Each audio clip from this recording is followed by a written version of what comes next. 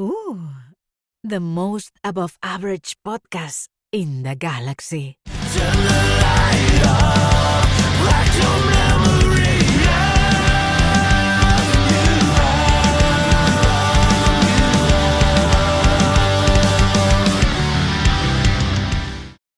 Today's episode is brought to you by Novello. Whether you run a grocery store, cannabis dispensary, peptide company, or anything in between, your business runs on payments. But here's the truth. Most companies unknowingly are throwing away thousands of dollars every month in unnecessary processing fees. At Novello, we handle it all.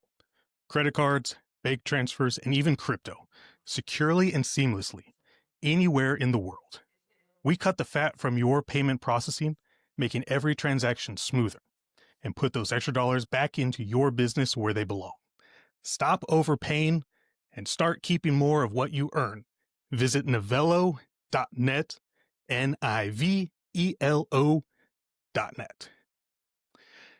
Welcome back to the most above average podcast in the galaxy. Like always, I am your host, Coach Eric. Unfortunately, Josh could not be with us today, but for such an amazing reason. Recently, Josh attended one of those business seminars and really took to heart about creative marketing. And he started an Etsy store last week, and right now he's in the warehouse fulfilling orders because he saw a beautiful niche in the dating marketplace. And so he started selling penis do-rags, so you could tell girls that you were black from the waist down. We congratulate him on all of his success, and we will see him next time. Today, we are joined by my good friend, Mr. Justin. Mr. Justin, how are you today? I'm great, Eric. Thanks for having me on. Of course. I feel like hearing other people's success, like Josh's penis do-rag, it's inspiring. Very, very inspiring. Because it shows you that anything is possible. It is So. truly, he's an inspirational guy. We love that. We love being motivated by the unique. Yep. This podcast is so stupid. Great job, Josh. Josh listens to these and he was like, dude, what the fuck? Why do you tell people stuff like that? So that was funny. Yeah. So for most people who don't know, Mr. Justin, you are an elite bodybuilding coach. And I use that word correctly because there's so many people out there that say like, oh, I'm a coach, you should hire me. But you truly coach people at an elite level. Not to toot my own horn, I do as well. And so we're in the same world. You know, it's not often that you have other people that coach at an Olympia level. Right. So I wanted to bring you on and dispel some of the myths that are going around. You know, we see a lot of people all over social media where they're using their medical degree to throw opinions out there and not pure facts. Or sometimes people are just spouting just bizarre things that don't make any sense at all. So I figure we could have an open discussion about some popular topics and dip into some more maybe uncommon territory. But I did want to start with something that most people don't really pay attention to. When you look at bodybuilding coaches, you generally see kind of like a trend with their style of coaching. People will only do men's physique. People will only do bikini or whatever. It's very, very seldom that you ever see someone who's good at coaching both men and women. Why? I don't really know. I think that's kind of a weird thing. I feel like if you're a good coach, you should be able to coach both genders. But it is what it is. Whatever. I think the one thing that I see a lot, and I don't know if you get this, do you get people that say like, wow, you have the coolest job ever, like, I wish I could do what you do? Yes and no. I used to say that a lot, actually, before I became like into this career field. I used to tell Matt Jansen that a lot. So I would train with him in the mornings before I would go work at my dealership. I sold cars for a living, and that was where we met in Georgia. And so I used to say those exact words to him, and he used to be like, you can do this. Like you can do this. And I didn't, think anything of it at the time. And now that I'm doing it, I've had people say the same thing to me. And my response to them is pretty much the same thing, is like, there's nothing stopping you from doing what I'm doing. Maybe not at the same level, maybe eventually, maybe not, it doesn't matter. But like, there's nothing that's stopping you from starting an online business where you're providing a service for people. And if that's in the fitness space, then so be it. Yeah, I've talked about this for years about people are just glorifying coaches, and at the end of the day, I'm still just a dude with a beard. I might understand, some nerdy things a little bit more than the average person, but I'm still just a dude. Like, I'm not doing anything special. My 11-year-old tells me like I'm a food dictator. I just tell people what to eat. And, when you look at it from that point, sure, that's probably pretty true. But I always wonder, what does the outside see? Because just like with our athletes, they're so hard on themselves because they see themselves every day. So they don't see the great progress that they're making. And maybe Right. we're too close to our day-to-day lives and we don't see the coolness that we have in front of us. Well, but maybe it's just a misunderstanding, because when people find out that I deal with a lot of wellness girls and stuff like that, I can see the bros in their brain just going, they're like, dude, girls send you pictures in their underwear. I'm like, it's not what you think it is, because, Yeah. and I'm sure everyone responds to it differently. When I'm in coach mode, I've completely stripped all the sexuality out of it. And when the way that I look at it is, here I have a beautiful woman who is showing me at her rawest form, asking me to tell her what is physically wrong and come up with a game plan to be better. Right. So I don't look at it like, oh, cool, like this girl sent me a picture of her butthole. I'm like, this girl is asking me to point out what is physically wrong with someone who doesn't have anything physically wrong. Right. So it's a very weird emotional battle that I deal with as a coach. Like, I want to tell you that you're great because you are Mhm. great. But from a competitive side, you got soggy glutes. We got to bump that Yeah. shit up. Right. Right. So No. it's an interesting outside perspective. And I always look at him like, do I do cool shit? I feel like I do cool shit. Yeah, and we do like, our job is cool. Like, I could never go back to working, in a corporate environment again, like just working in job where I'm clocking in, clocking out. I don't think I could ever do that again. But I don't think I ever would. And I think once people like us that have started our own business, as maybe beginner entrepreneurs and whatnot, and we've created a service at this point, it's like we kind of have the blueprints now, and you can take that same blueprint and apply it to a lot of different industries, and it's really going to be the same thing. You do really good quality work, you treat people well, word of mouth spreads, and you just like grind it out for the first several years. Like I think that's actually the glorified part of it, is they see where you're at now versus they don't see the grind. The glory is in the grind, but nobody sees that, right? So like, the people that tell us that we have really cool jobs, well, yeah, it's really cool because we coach at an elite level and we make a living doing this. It's not like really all that cool when you have 10 athletes and you still have to work a full-time job and to support your side hustle, right? Because at any point, or every coach at some point was where we were at. 10 people weren't doing it full time, wasn't paying their bills, et cetera, et cetera. Now it is, which is awesome, but that's from years of doing this. Like, I started coaching people in 2017. I was one of those guys that I competed 3 times and then I started helping people. Okay, well, I at least waited 3 times instead of 1 time, and I did it for free. So when I started helping people, I was doing it for free, and they were actually already my personal training clients. I was a personal trainer throughout college, my last 2 years, to help pay my way through school and fund bodybuilding and everything. And I offered to write them some diet. So I was coaching them from a supplementation, a cardio standpoint, diet, everything. I only did macros at first because I didn't know any better. I didn't know more than that. But from that point to now in 2025, like, dude, in 2 more years, it'll have been a decade of me answering client check-ins and sending feedback. 10 years, man. Like, I've never done anything for 10 years. Like, lift weights. I've lifted weights for 10 years, but like, that's a long time. A decade is a long time. So it's cool relative because of where we're at now. But again, when you're 15 clients deep and you're not doing it full time and you don't have any like, national level guys going for pro cards and pros, and you're not coaching at a upper echelon level, like, not as many people are going to come up to you and say like, dude, your job is so cool. You know what I mean? The coolness is in the status, I guess. But when you're there, it doesn't feel like that. It feels like I'm just a dude.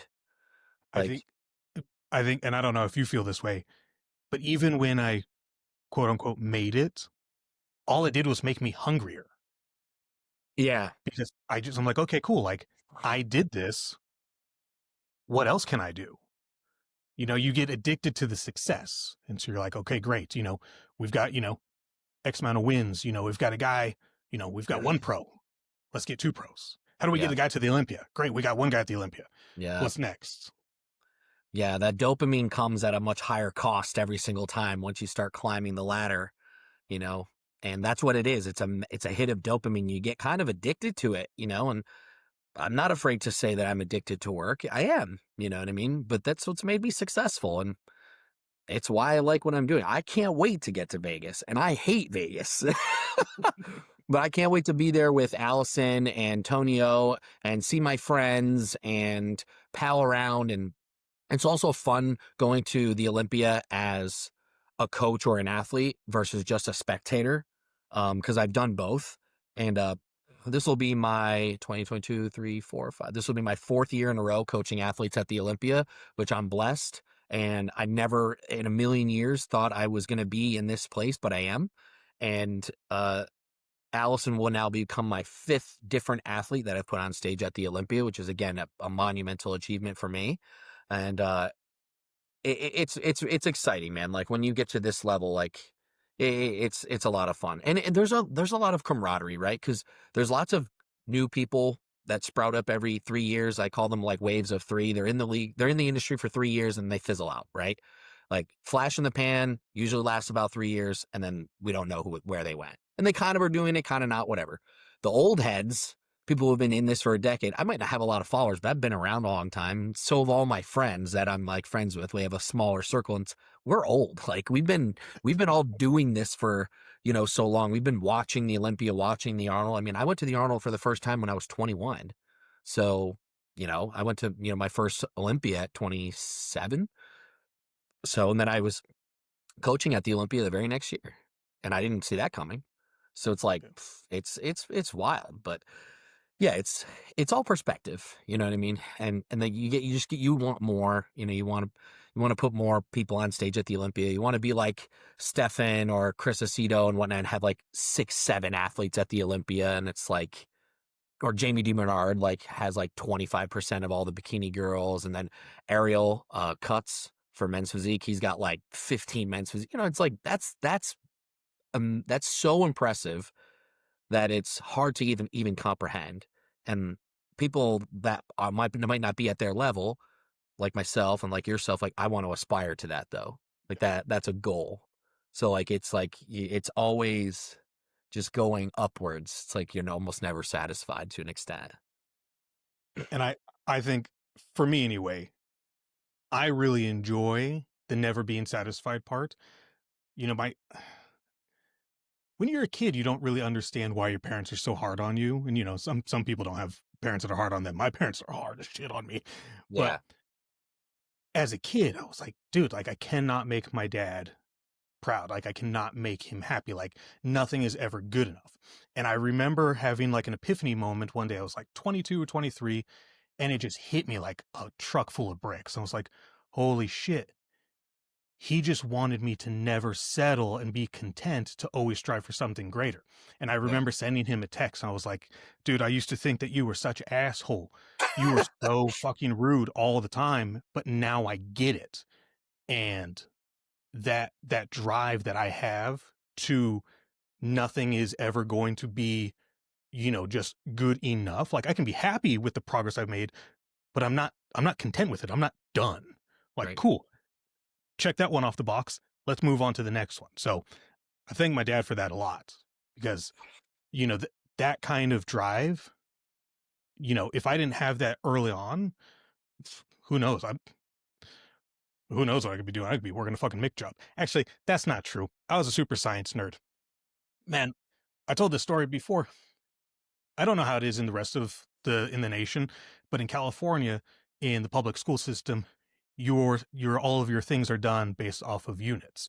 And when Right. I was in the 6th grade, I finished all of my high school credits for science. And but no one ever was like, okay, cool, like keep going on.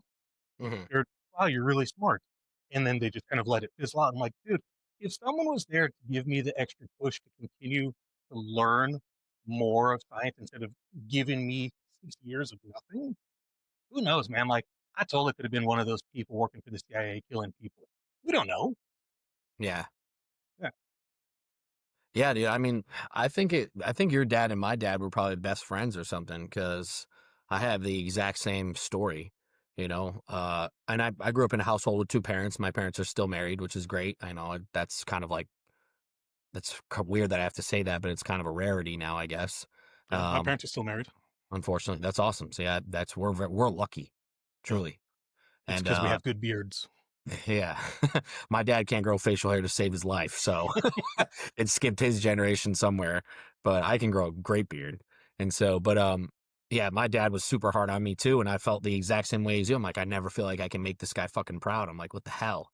And it drove me a lot. I kind of have always felt that way about Matt Jansen too. Like, and I've told him this, so he knows this, but like that's a part of that kind of drives me a lot too. Like getting validation from my father and from Matt, it's like, fuck, I'm doing some damn good work if I'm getting some validation. And now my dad gives it to me all the time because I've just superseded all of his expectations for what he had for me. And same with my sister. She's super successful in her field as well. And, my dad says it all the time. I was just with him actually. My dad and I annually go to a Penn State football game. So he's an alum. I love football. I love Penn State football. So we always go to one, right? So Oregon was out at Penn State for the whiteout. Well, I was at that game with my dad, and at the tailgate and everything, you're talking to people and whatnot. And boy, it's like he brags about us so much, and like right in front of us too, and it's like so awkward. But I wouldn't trade that for the world because I now finally have like that validation from him, and I look at my father more as my friend now than as like really a parental figure because I like to just hang out with him. Yeah. Whereas when I was a kid, like you didn't hang out with your parents like when I was growing up as a kid. Like No, our parents were parents; they weren't our buddies. they So told you to go outside. yeah, we got a lot of that too, which we lived outside practically. But yeah, dude, like I look at coaching almost like parenting. Like you kind of are. It's really the same thing. Like I'm pushing you because I want what's best for you. A good parent's going to do that. And that's what mine did. And I'm grateful for them. I'm internally grateful for them. Like they've helped me they've helped shape who I am. And so has Matt, and so has every coach that I've ever had. Um I've actually always had really good coaches. I've been very blessed, knock on wood, that I can remember almost every coach that I've ever had because they had some sort of impact because they were a good coach. They weren't a pushover, you know. And we won like a lot, like in my all through grade school, middle school, high school, college. Like every sports team I was a part of was like a winning culture. I don't think I've ever had a losing season in my life, and I think it's culture, you know what I mean? It's the coaching. So and so anyway, I mean, like I'm grateful for my parents for that. It's kind of shaped how I coach things. It's shaped how I've also been coached as an athlete. Shaped how I've coached as a coach now in bodybuilding.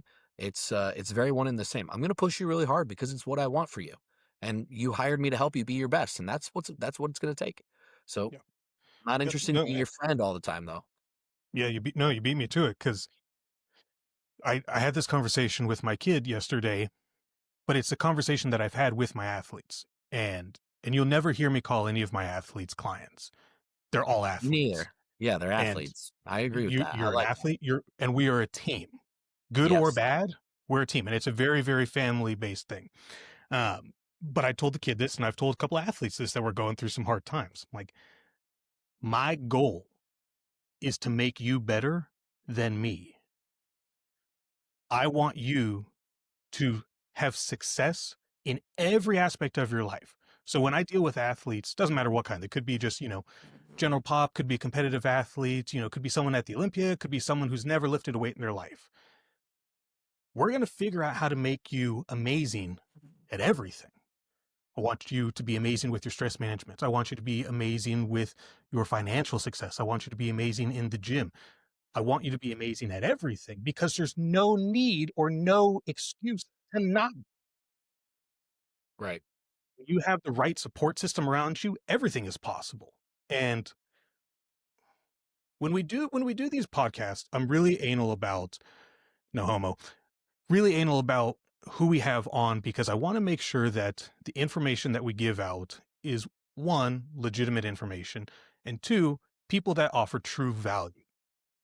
And so you coach very similar to the way that I do, or vice versa, whichever way you want to look at it. I'm older, so I think you do it like I do. Yeah. But when we deal with female athletes, I wanted to go over some misconceptions about what like a female protocol is, Okay. because I've had a couple of athletes recently reach out to me and they're like, hey, I feel like a little stagnant with my current coach. I want to run a scenario by you. How would you approach it? I'm like, sure, let's hear it. Okay. And, we'll talk about the training, and the training is pretty similar. And the one thing that I've noticed across the board is that coaches, real coaches that coach at an elite level, are all very similar. You're seeing, little alterations with food adjustments, maybe a slight dosaging difference in gear, but for the most part, the chemicals are pretty much the same, because it's just science, and that's what fucking works. Right. You're not going to see, like, if you and I wrote drug protocols for the same athlete and we didn't show each other, we only give them to the athlete, 9 out of 10 times, they're going to be pretty spot on. They're not going to be a whole lot of difference, because that's just what works. So when you're interviewing coaches, you're not really interviewing them for, oh, this guy's got the ultimate drug protocol. You're interviewing a coach that you vibe with. You got to get along with that person. You got to have that good connection. Right. And I'm seeing a lot of, I don't even want to call them wannabe coaches. They're just personal trainers pretending to be coaches. And they're giving these outrageous gear protocols to women. And women do not have the same kind of, they can't bounce back from side effects, because their side effects generally are pretty permanent. Right. I don't want to say the people's names, because I don't want to give them any kind of public notoriety, good or bad. Right. But I'm seeing a lot of young girls in their early 20s getting these crazy protocols with a large amount of testosterone as a base. Oh, That was not what I was expecting you to say. You're right. And I wasn't expecting to read them either. Someone sent me a protocol. They're like, this is what my coach has me on. And it was 40 milligrams of test a week. Wow. That's a lot. Outrageous. That's almost, outrageous. that's 10x what I usually recommend. Yeah. Because I was like, well, unless your aspiration is to look and sound like me, let's not do that. So when we're looking at female drugs, what are some things that you enjoy from a coaching perspective? Like maybe a particular compound. Like personally, I think Anavar for women is completely overrated, and that most people end up having a lot of water retention side effects from it. Yes and no. I think the legitimacy of the compound, specifically with Anavar, is tough to come by. It's the raw is faked quite a bit. The purity is not the greatest.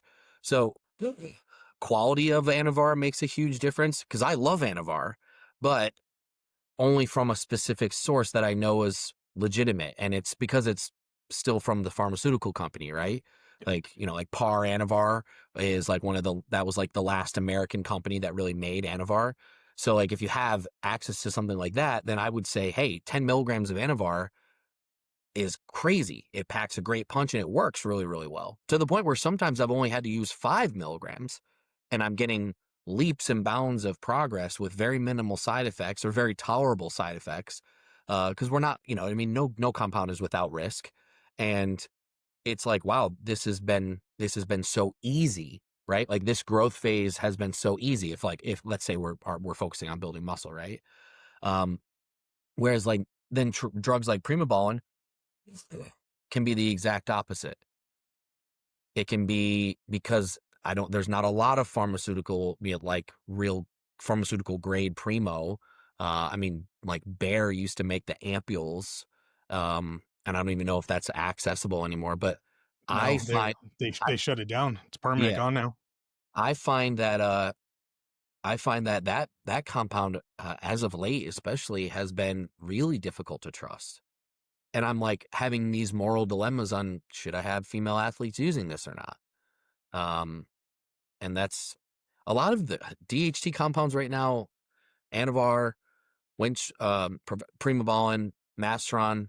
I mean, all three of those are like very common use drugs for girls, and it's like they're also the legitimacy of the legitimacy of the compound as of late has gone way downhill, and that's been the issue really for me with most stuff.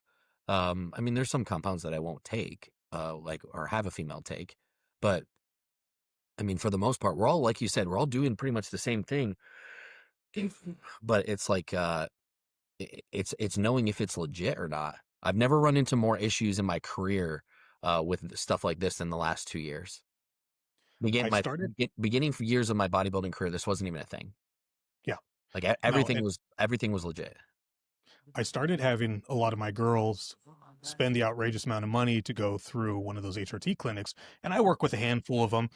And the one thing I noticed, because I was like, that's not right. So I spent the money and I got myself those Lozenger Anivars, 50 Yeah. milligram Lozengers, Yep. and I had the same crazy water retention. Like it felt like the Really? fascia, yeah, through the entire body was just hard as a rock.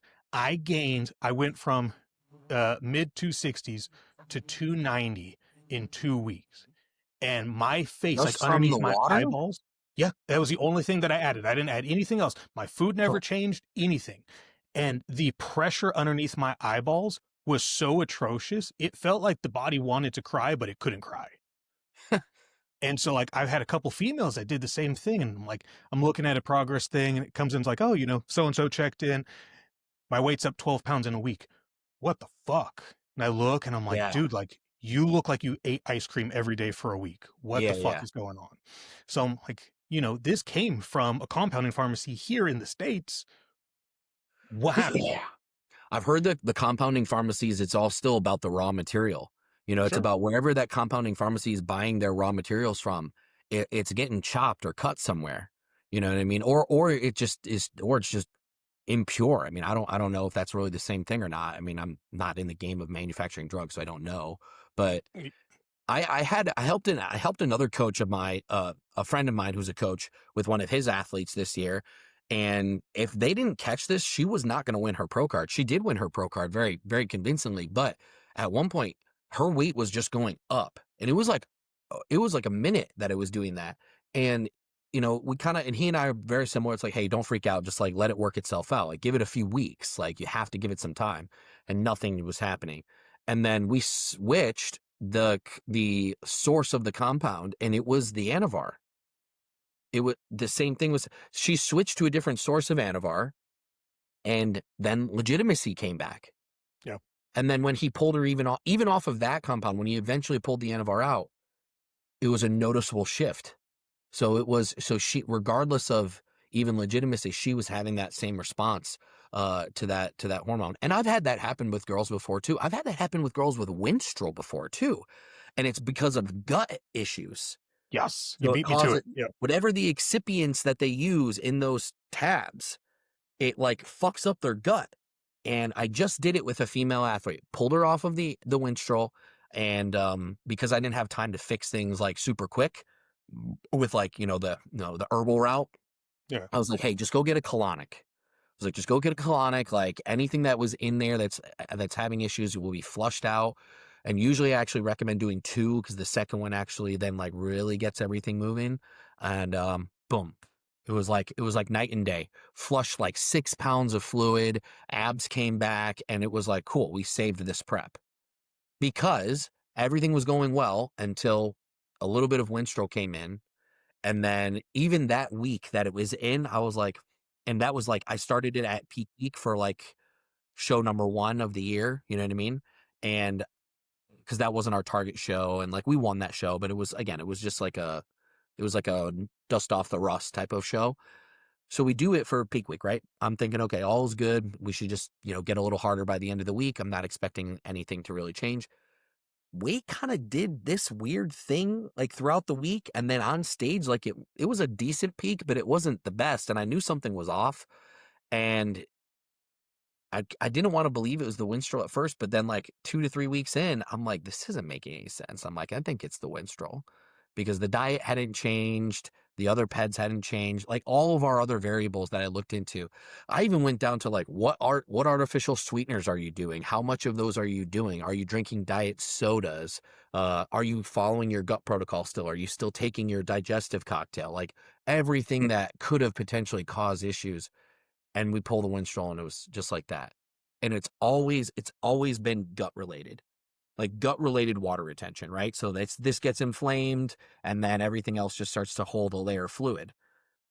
I don't know why, but it seems like that's happening with Winstrol so much more commonly now. And it doesn't make sense. I noticed this all the way back in like 2023 because it happened to me for my pro debut. I took 2 days of Winstrol. That was the only change we made. My stomach was out here. I looked 9 months pregnant. I went through 3 sources of Winstrol before finding one that my stomach could tolerate. And that I wasn't changing anything else. So dude, that was honestly, that was the hardest prep I've ever had was for my pro debut because I was dealing with gut issues the whole prep. Yeah, the gut health is a big one. I was talking. Hang on.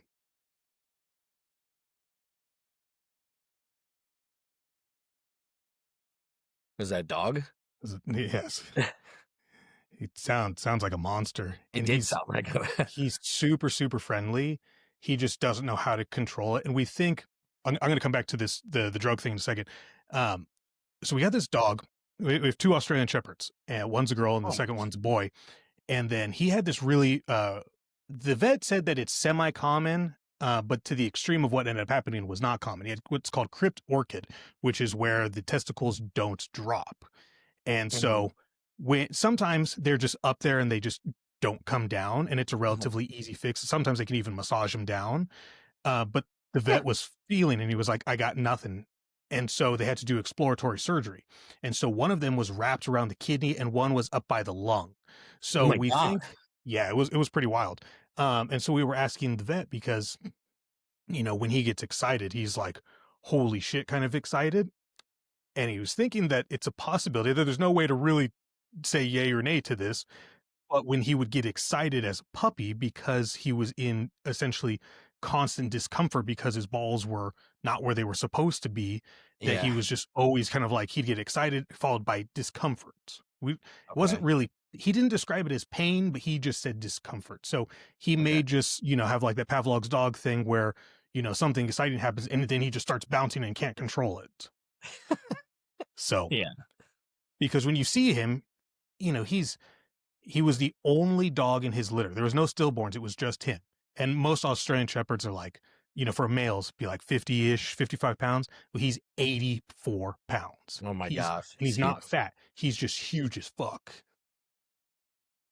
And then he starts barking and you're like, oh God, it's the Yeah, devil. that's a very big Australian Shepherd. It's a big dog. Yeah. But the gear thing is really interesting. We're talking about, so I don't know if you know who this gentleman is. Do you know Brandon Allier? I think I'm No. pronouncing his last name wrong. He has the social media channel of Biohacking You. And so he was a guest of mine on a podcast a couple episodes back. And I'm in his community of biohackers, whatever. And just as an educator, and I'll chime in when I have some free time, when I see some questions that sound appealing and whatever. There's a handful of other very well-educated people in there as well. And we were talking recently about bioavailability of orals versus injections. And then we started going into the real nerdiness of, how are these orals? Are they in a capsule, soft gel, tablet? Is a tablet coated? There's so many variables to go with this and how these things are held. Like if you look at metformin tablets, they are coated, and then the way that they're put together, are you talking about the lactose? Are you talking about the particular type of magnesium that's being used to held the tablet together? And some people are extremely sensitive, hyper responders with gut health.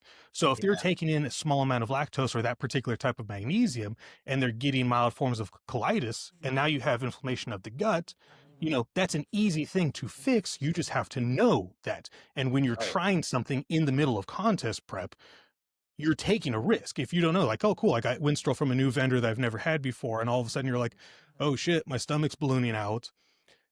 So it's one of those things. It's good to know what's in everything that you got going on. Assuming the drug itself is exactly what it's supposed to be, what are the other things with it? And if you're doing like a liquid oral, what is it being suspended in?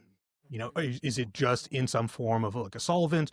What is it? Are you adding a small amount of DMSO for enhanced absorption when you're dealing with some of these liquid orals? Yada, yada, yada. That's like a 6-hour conversation. Super, super nerdy. I'm sure some people don't give a shit about it. They're just like, just give me drugs. But I've noticed, especially with a lot of my females, especially my wellness girls, a strong majority of them, I enjoy having them use T-ball over Anavar. I have used T-ball with that division as well. Yeah. I feel that it's a very underused and underrated compound. It's a very dry compound. The huge amount of nitrogen retention that they're able to get, so you can maintain all of your muscle tissue in an extreme calorie deficit, is fantastic. Obviously, it works great in the off season when you're just trying to pack on some meat too. Yep. But that's definitely something that I like to keep in my arsenal for my girls, because they can run a low dose, get incredible results, and not have a single bit of a side effect. Yeah, I know. I've used it for the same reasons. Usually towards on like the back end of a prep, but the fullness aspect of it that they get too. Like if I need to like create some fullness and maybe I can't just simply do it through food for whatever reason, a little bit of T-ball has been very effective with being able to get some of that like kind of chemical fullness look. And everybody that uses drugs has a level of chemical fullness too, in case for those people who don't know what I'm talking about. The androgen shoulders. Yeah, like it's like, you know what I mean? It's just when you're on drugs, you can look at a physique and tell, like any trained eye can just tell. And the cool thing about T-ball is that like it's pretty straightforward. Like what you're taking is legitimate is if you get really strong on it and you can get great pumps on it. But if you're retaining a bunch of fluid from it, it's probably not T-ball. Yeah. It's probably something else. You shouldn't have any fluid. There should, right. So it's more of it, in my opinion, it's an easier compound to be able to like gauge its like real effectiveness and like the legitimacy of it simply based off of the effect. So it's like, am I getting the desired traits from this? Yes. Am I getting any undesirables? No. Okay. Pretty good to go then. Female chemicals, I feel like when I started coaching, that was what my specialty was. I was the female chemical guy. And then I later branched out into becoming the diabetic specialist. And then I started getting the opportunity with the big boys to really work with the freaks. And that's my bread and butter. Like everybody knows, I love building freaks. And especially, there's female freaks too. If you're willing to put in the work and you tell me like, hey man, like I just want veins everywhere. Yes, let's go. So I think there's a big misconception on what is okay and what is not okay for female athletes. And I wanted to really target on this because I see so much just bizarre stuff that doesn't even make any sense being floated around the internet. And I'm like, okay, we need to talk about what's real life application, because obviously every athlete is going to be different. When you talk about good genetics, you're talking about, a lot of different variables to this. Do you have good genetics for being able to put on muscle tissue? Do you have good genetics for having even fat distribution to make it, appear when you're on stage? Because some people exclusively hold all their fats in a couple key areas, and it's hard for them to get in true contest shape. Do you have good genetics for being able to handle drugs? That's a totally different thing. Health genetics, that's what I call that. Yeah. Yeah. I mean, there's some people that, look at a bottle of testosterone and get side effects. Then there's people that take Anadrol every day for 2 years and they're like, whatever, dude, I ate hot dogs. Exactly. Yep. Health genetics. Yeah. So People are just like, oh, women can't take X, Y, and Z. And I call bullshit on that because I've done it and I've seen it Yeah. work and it be completely healthy. Like I had a figure girl. We never missed a period. We ran Winstrol and Masteron at the same time, low dose, because that's all you needed. And she was the most conditioned girl in the show, including the men. She was peeled, not an ounce of fat or water on her. Mhm. That was an incredible prep. Mhm. Totally fine. No crack in the voice, no acne, nothing. So can these drugs be utilized correctly? Sure, of course. Yeah. It's Even if she it's the lost her period, I would have said that you guys did a very good job. There's a yeah, lot of factors beyond just the androgens that could have had her lose her menstrual cycle for a period of time. yeah. As long as you get it back, if even if she lost it and you were able to help her get it back shortly after coming off of the PEDs, maybe a month post contest or something like that, perfectly fine. Yeah. Side effects, no voice, the acne, no hair growth, no clitoral growth, et cetera, et cetera. Like that's the stuff that lasts with you, you know? Some people are into that. Well, I didn't, that's not where I was going with that. Hey man, there's a market for Winstrol clits. I'm just saying. Jesus Christ. Oh my You God. laugh because you know exactly what I was talking about. I know. Yeah. Yes. Okay. Moving So, on. so who's the dirty one now? You are. Guilty. Okay. So we understand the women are not as delicate as the media portrays them. They can handle the drugs when done correctly. Right. But the point you made this point earlier, and I didn't get to comment on it about the testosterone dosage. Okay. Yeah, that's like, I have seen that as well. I just got a wellness girl, and taking far too much testosterone. Again, she didn't know. She was doing what she was being told, right? So I can't blame the athlete. Yeah, of course, you're still responsible for what's going into your body. Okay, I should, maybe I put my foot in my mouth. As an athlete, you should still be at least aware enough, and there's enough information out there to know if like something's not right, or ask your coach. Unfortunately, in this situation, she did, and the explanation she was given was, "Oh yeah, your test levels on your blood work are in the several hundreds. That's great." And I'm like, "What?" I'm like, "Please run from this person." Um, and I spoke to her, and we had a big conversation about everything, and we have fixed a lot of problems.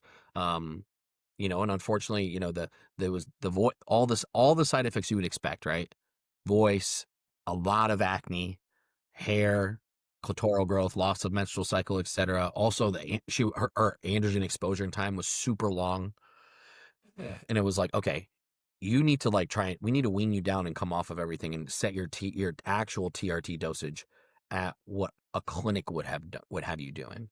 And 2.5. yeah, and like, even then we'll just work you into a clinic and have you just be working through the clinic that I like to go through, and the healthcare provider that I trust and like to go through.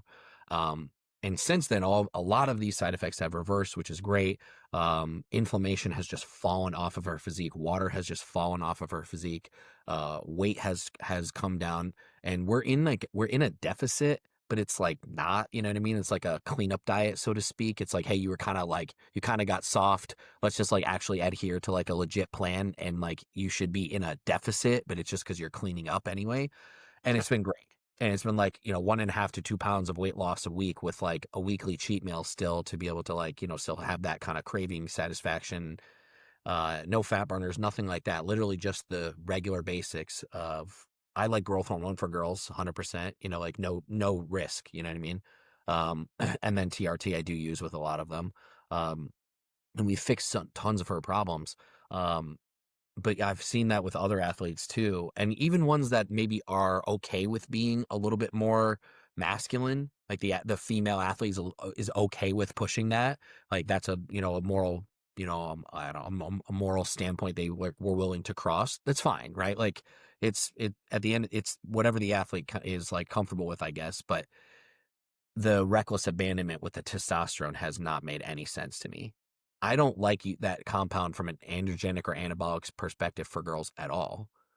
I think optimizing it with TRT is really all you should do, because the ratio of like pros to side effects is like just too high for testosterone, in my opinion.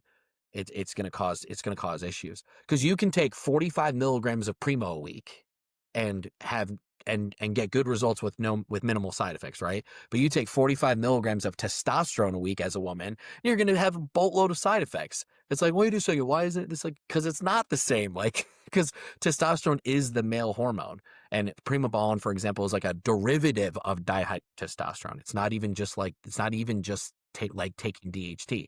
So that's a new trend that I've noticed the last couple of years, probably since 2023.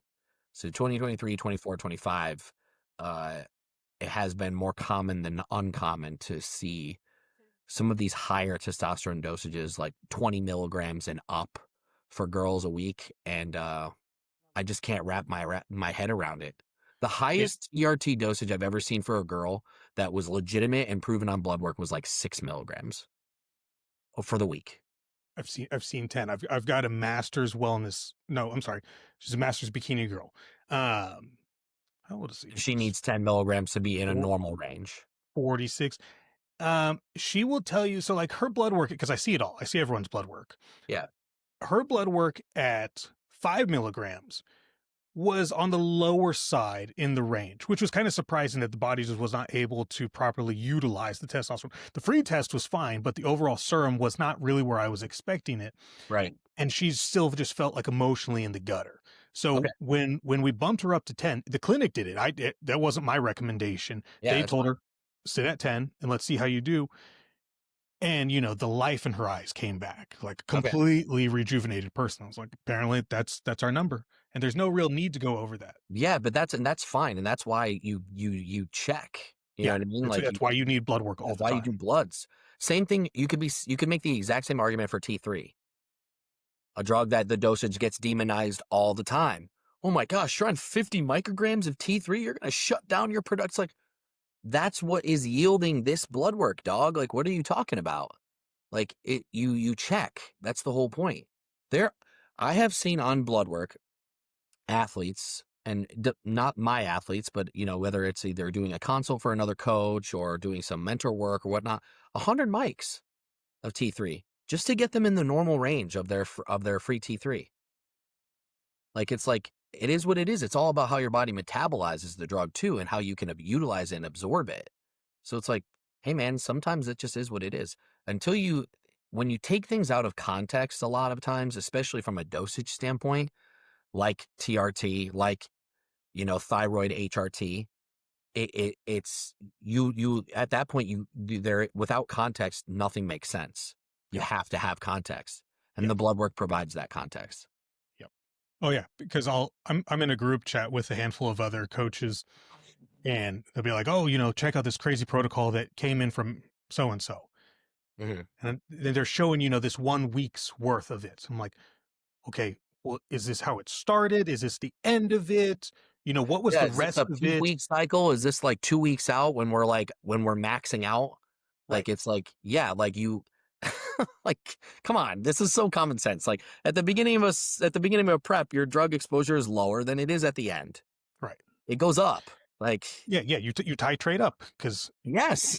yeah. The thyroid thing's a really weird one because I'm always amazed how many people try to give thyroid medical advice who have no fucking clue what the thyroid even does. I love thyroid talk. It's fascinating to me So because I love the resilience of the thyroid. I'm fascinated with everything because you can make any situation as cool or as shit as you want it to be. So I always try to keep a glasses half, full situation where I'm like, okay, give me more information, because the more information that we have, the better educated recommendations and adjustments that we can make, whether it be us as the athlete, us as a coach, whatever it may be. But as long as you have all the information, or as much information as you possibly can have, you can make the correct choice. When people come to me and they're like, oh, I contacted the clinic and they wrote me a prescription for thyroid medication. Like, if they gave you Armor, I'm gonna tell you right now, don't use it. Well, yeah. So from the clinic, and I'm with you on that side of the coin. A lot of them too just give Synthroid right away too, and it's like, guys, what are we doing? Well, and so Synthroid is one of those really interesting ones. So Synthroid being T4 by itself, Right. Yes. when you take it, okay, so we'll go into some nerdiness real quick to kind of explain like where I'm coming from with the frustration. T4, when you have an abundance of T4, converts into T3. Right. When you look at nutrition, you look at the abundance of having protein in the body, you end up with gluconeogenesis. The body converts the excess protein into glucose. Now, granted, gluconeogenesis can also be utilized for fats as well, but for the strong majority of the time, it's the abundance of protein. You're eating too much protein. Yep. When you do the same thing with T4, like people are like, oh, I took T4, it's not going to be super detrimental to my thyroid health, and it gave me a ton of energy, blah, blah, blah. Sure, T4 can give you a fuckload of energy. You feel great on it. There's no doubt about it. The active life for T4 is surprisingly long. You only need a single dose per day. Where when you try and take T3 medication, you're taking it every handful of hours if you're doing it correctly. Because if you take it in one surge, you're not getting the benefit of it. You're like, woohoo, for an hour and a half, and then it kind of fucks off. Mm-hmm. So if you're taking, if your coach writes you thing like, okay, you need to take 12.5 micrograms, and you're like, okay, I'm just doing it at the same time with my T4, you're missing out on the benefits of actually taking the T3 medication.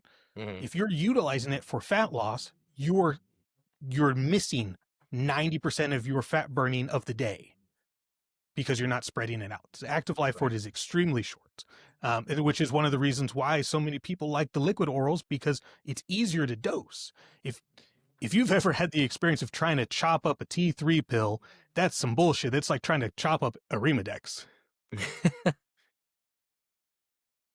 Yeah, So I agree. But when you're looking at blood work and when you get your own blood work done consistently, you can check the markers, be like, okay, I added 12.5 micrograms of T3 and I can see how much it really affected me, because your seat of the pants feel is only half the story. You might feel awesome, but maybe your blood work is telling a completely other story. Yeah. I mean, I'm not a huge advocate for thyroid manipulation. Obviously, there are times when it is necessary and when it's extremely beneficial, but that's definitely not my go-to. I'm not like everyone needs thyroid medication. Yeah. I mean, I've used noticeably less of it this year than in years past. And I always tell everybody, like, hey, I'm still absolutely learning as every single year as I go on. That's the whole point. I've refined my practices and my processes every single year. Even after really successful years, I'm still refining. I've used noticeably less of it. Though I don't use T4. So that's not a thyroid medication that I use, like, ever. Usually when an athlete is on T4 and comes to me, I usually take them off of the T4. And if they're on T3 and like if I'm salvaging a prep or something like that, you know what I mean? Like, hey, everything's gone to shit. Can you fix this type of situation? I get usually about a dozen of those every year. And I almost always take them on because I feel bad. And it's like, well, let me just try and help you with what I can. If I look at their plan and I'm just like, hey, there's really nothing that I'm going to be able to offer you with where you're currently at, then I won't. But for the most part, I usually can justify it. But most of the time, so if they're on T4, I typically take it out. It's not a compound that I use very frequently. If I'm going to do thyroid manipulation, I'd rather it just be the active hormone. So I'd rather just use this simple T3. I can be precise with it. I can dose it multiple times a day, like you mentioned, which is what I've always done. And it's easier to control, in my opinion. So that's my take on the matter. Plus, the more T4 I have, if an athlete's taking exogenous T4, the likelihood of them having potentially elevated reverse T3 levels just goes up. So it's like, well, that's not a bag of worms that I want to deal with really either. So I avoid that compound for the most part. Very rarely do I use that, to be perfectly honest. I think the only time that I ever purposely ask someone to take that is if I do their blood work and I see, elevated levels of TPO. And like, if someone comes to me, like I deal with a lot of immune. Right. If they have the issues. antibody stuff, then yeah, that's a different case. Yeah. Yeah. TPO. Yeah. Because if you come to me with most people don't even Hashimoto's, know what TPO is. I know. I know you know. Nerd. That's a nerdy one. That is a nerdy one. That's definitely a nerdy one. Most people don't know even to ask to get TPO tested. Yeah. But that's a way to find out if somebody has like Graves' disease. Oh yeah. No, I ask a lot of people to get TPO tested. I feel like not enough people ask, What's even the their other one? females, Graves' disease and what's the other one? Oh, Hashimoto's. Hashimoto's. Thank you. Yep. Yeah. So Hashimoto's is one of those interesting ones where, um, thankfully it's gotten more exposure and a better understanding in recent years. Mhm. Because I got diagnosed with Hashimoto's when I was about 16. And I had crazy hives all over my body. Hmm. And like any kind of friction to the skin, it would cause them to welt up. And so I had seen a couple different doctors, and I saw this specialty guy, and he was like, "This is what it is." He goes, "Your blood work is not showing this, but this is what you have." And then we did another batch of blood work, and that's how I found out about the TPO thing. We found out autoimmune related issues, and this is how I ended up starting really to get into this in more recent times, is lack of stress management. Because when your body is internally inflamed, it can't control anything. Yeah. And so over the last, let's see, 3 years now, I've worked with 12 people that had Hashimoto's that came to me. All 12 of those people are in remission, and 11 of those people never needed to take any medication ever again. The only lady who came to me that still ended up having to take T4 is she had suffered through that for almost 30 years without being any kind of diagnosis. She just felt like shit all the time and was just trying to figure something out. Found some specialist guy who was like, "This is what you got." Gave her some Synthroid. I think she got up to like 250 micrograms a day. Dang. Just to be able to make it through the day without needing a nap. Right. Shit, I need a nap every day. Maybe I have Hashimoto's. Right, So, or sleep apnea. yeah, sleep apnea too. You know, I haven't run into Hashi's or Graves' disease like hardly ever. I mean, I don't would hope not. I don't get those cases. Yeah. Maybe those people just don't come to me. I don't know. But Maybe. that's a bad, again, dude, that sucks. Like, because then the coaching for that person turns into, and like for somebody like me, like I'm not a functional health coach, so I would be needing help. You know what I mean? Like, and like I'm sure you could probably, yeah, you could exactly, you could definitely, that would be, but that's the difference. You know what I mean? Like I'm a prep coach. I know what I am, but I'm trying to be Chris Aceto. I'm trying to be Stefan Kitzel. I'm trying to be Patrick Tour. I'm trying to be Matt Jansen. Like I'm trying to be an elite level prep coach for elite level athletes at the amateur level, turning them pro and building them and then going beyond. And like at whatever point somebody comes to me, I want to build the hell out of them from that point. Like I want to make freaks. No disrespect to anybody that does functional health medicine or coaching or whatever you want to call it, right? Like, I don't know the terms that everybody refers to themselves as, but I give them a ton of credit because they are doing God's work. Because they're fixing shit that these Western medicine doctors can't fucking figure out because they suck. And they're just pill pushers. But that is not a bag that I'm like super deep in. You know what I mean? I can't like get in that. I know a lot. I know enough. I know enough to usually keep my people from ever needing to work with those people because I don't fuck them up. Whereas like a lot of prep coach fuck people up and then they need to go to a person like yourself or Austin Stout, or David DeMosquita for gut health. Or Mike Nassif can do it. Dom Kuza can do it. You know, like a lot of guys, yourself, you know, so it's like, I think I named you twice, but that's okay. But yeah, like I have multiple personalities. It's okay. That's fine. Yeah. So I named both of yours, but that's not a bag that I'm really in, and that's fine. And I've actually had cases where I've needed help, gut health related issues, things that are severe, right? Things that are like extreme. And it's like, okay, this has swung to a different side of the pendulum that I don't have experience with. So as opposed to me like guessing, I just bring a specialist into the fold, and then we work together as a team of 3, and then we figure it out together. And once the athlete gets to a point where it's like, okay, you can really start bodybuilding again, then we take over. But like your coaching completely shifts. It's like making progress with bodybuilding while trying to fix like functional health stuff. It's like, bro, bodybuilding's on the back burner and we are fixing this first because there is no bodybuilding until we fix this. I tell people, because I'll do some mentorship stuff for some of my athletes who are attempting to grow into being a full-blown coach. Mm-hmm. I'm like, you know, I'd love to help you.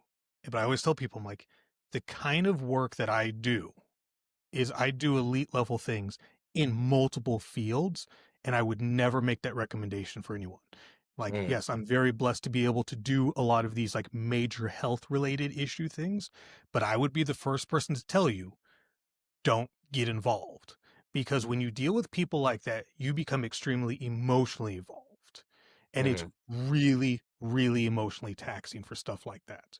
Yeah. I had a lady, I don't think I've ever told this story publicly. I had this lady reach out to me, and she just randomly found me on Google. And what are the odds that this lady found someone like me just off Google who actually knew how to fix a lot of autoimmune related issues?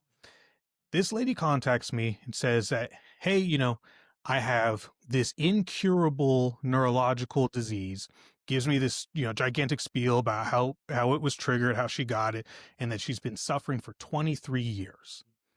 And I said, well, what do you have going on? She was like, I have no energy. I can't do anything. I'm on, a full panel of pills every morning and every night.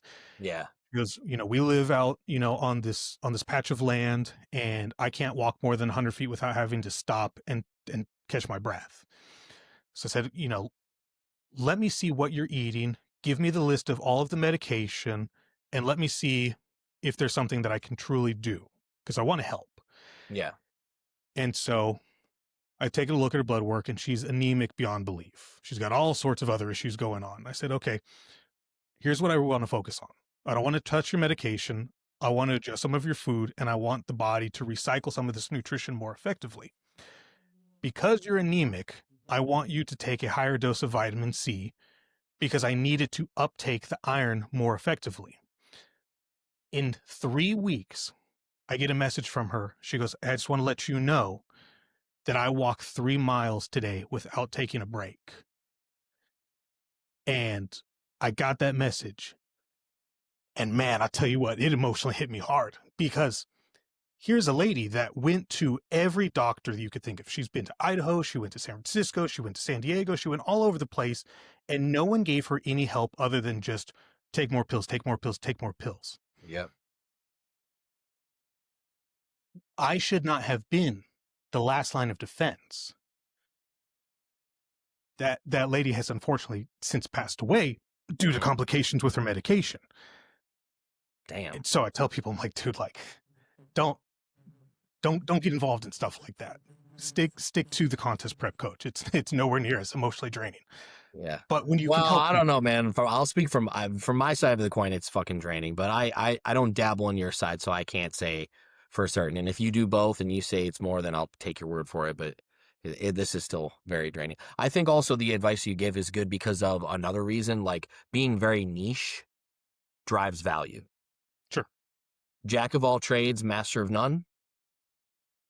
And I'm not saying that, like, you obviously are kind of a different example. Like, you could master many things, but most people wouldn't have that bandwidth or that like intellectual drive to like actually do that. The vast majority of people will never be able to do that. More people are jacks of all trades. They're proficient in a lot of things, but they're not a master of any one thing. I've used to be that way, and now I'm diving more into the like, I'm delegating. I'm not getting involved in some of that stuff. When inquiries come, a lot of them I turn down because I'm like, there's more than I want to get involved in right now. I want to tackle this right now. Where I'm at in my career, this is what drives me. So I'm diving deep into this even smaller niche little hole, but that's driving my value up because there's far fewer people in that niche than there are in the community of being a jack of all trade type of scenario. Yeah. I remember having a business audit with a couple different business coaches, and this one guy told me something that always stuck with me. He goes, you need to own your intellect. What is something about you that's exclusive to you? And I've refined my answer to this over the last couple of years, but I always go back to this information. I used to date this girl that was a med student, and she told me something that really made me rethink the way that I look at other people. Is people don't learn, they memorize. And when I take phone calls from other people, say, oh, I was working with so-and-so or whatever, I'm like, did you even ask? why they do some of the stuff that they do, because people are just regurgitating shit that they hear from someone else without having a proper understanding of what these things are doing. So, I'm a little bit brash about it, but I think that if you cannot correctly explain why you are doing the things that you are doing, you're not really in any place to give guidance. Right. But to get away from the doom and gloom of what we just talked about, going back into building freaks. Now, Right. obviously genetics play a huge role in this, but peaking athletes is truly an art form. And Yes. I think it's so fascinating because there's so many different ways to do it. And when you're talking about carb loading, water manipulation, are you doing a water load, a water cut? Are you just doing, Yeah. a diuretic at the end? Are you not doing anything? Do you just flatline it because they were show ready 2 weeks before the show and you just cruise right into it, which would be ideal? There's so many different things. But the art of coming in full and tight is such a beautiful thing because when it lands, you're just like, fuck yeah. Yeah. That's the look. Yeah. And we've seen this. People backstage pumping up for 3 hours before they even go on stage. You're like, dude, what are you What doing? are you doing? And then you see people that don't even pump up. They just show up, they get the glaze, and they start just posing in the back line, and then they're just ready to roll. Yeah. When you're, That's their pump up. yeah, that's the pump up because you're just ready to roll, blasting man. with glycogen. You're just ready. Yeah. Start Um, posing a little bit, you get fuller. yeah. I mean, assuming you did it right. Yeah. That's a good peak. Yeah, it's a good peak. Yeah. That's a great peak. Dude, when I was at the Toronto Pro, I saw Cody Drober do that. I'm a huge Cody fan.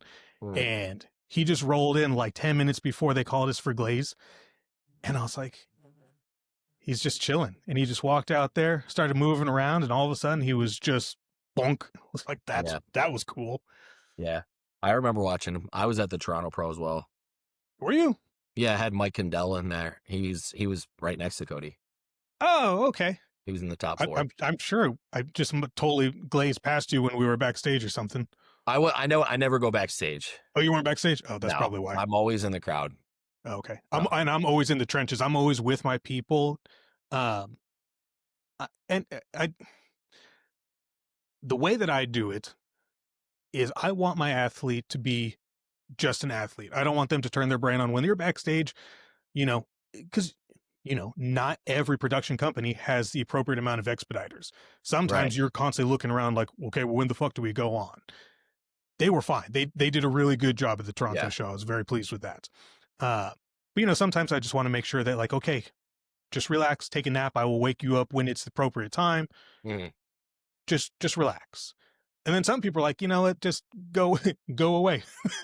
So that's why I don't, is because of that right there. Like, I think a lot of the people that I've coached over the years, as well as just that I coach now, like, they're so well prepared because I like, we've talked about what we're going to do. We've talked about backstage. I work with a lot of experienced athletes now that it's like, they don't need me back there. And sometimes I feel like even just having the coach around, like hovering over you, like helicopter parenting, it like almost like stresses them out. And they're like, all right, man, like just give me like 5 minutes. Like, cause I know I'm that way. If Matt was like over top of me the whole time, I'd be like, you can go, man. Like, I got this. Like, like backstage is my spot where I shine. Like I'm chilling cause I'm very cool backstage. Now, yeah, if some athletes are like very kind of paranoid or very anxious people, they're like bopping around constantly. It's like, okay, maybe the coach being there to be like, hey, sit down and chill the fuck out is like beneficial. But, I kind of have to pick and choose. Most of the time I opt to be in the crowd because quite frankly, I try and get the best seat that I can. And then I stay there. So that way, when the athletes are on stage, they immediately can make eye contact with me and they know where I am. So from an audible standpoint, they can hear me because they know kind of like the direction to listen for. And then I can manipulate things on stage. And it's always just like little tweaks with posing, right? Sure. And like we're texting while they're backstage and whatnot for the most part. Now I will say I do bring my assistant coach with me to like big shows where I have a lot of people in the show, and she'll be backstage with the athletes. So we'll do a round of pictures. I'll do a quick in-person, check in with them. I'll go back to my seat. She takes them backstage and whatnot. But yeah, dude, like the backstage area sometimes for athletes is daunting for whatever reason. And but for others it's like it's very chill and very cool. And the like you mentioned, the expedition crew at shows is like so hit and miss. It's no two shows are the same.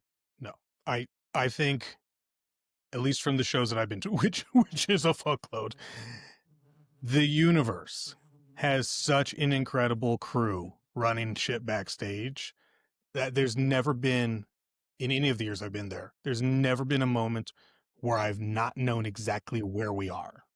Right. They're fantastic. So they changed it this year because they added a day. So it used to always be 2 days.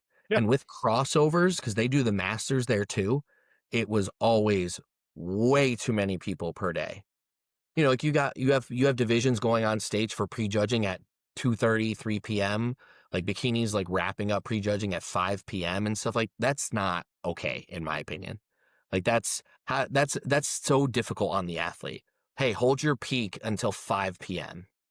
And you can, Oh yeah, yeah. you When you're know like, that oh, that's coming, so like you should prepare for that. But still, like that's fucked. The 3-day rule that the 3 days they did this year, noticeably better. The show that I think is the easiest on the athletes, easiest to plan for as far as timing on stage, planning your peak. The hotel is very easily accessible. North Americans, yeah, I've always really enjoyed everything that's happened in Pittsburgh. 4 days. I mean, aside from the humidity. Yeah, Right. I mean, I don't love Pittsburgh, but I'm not factoring that into any of that. But 4 days long.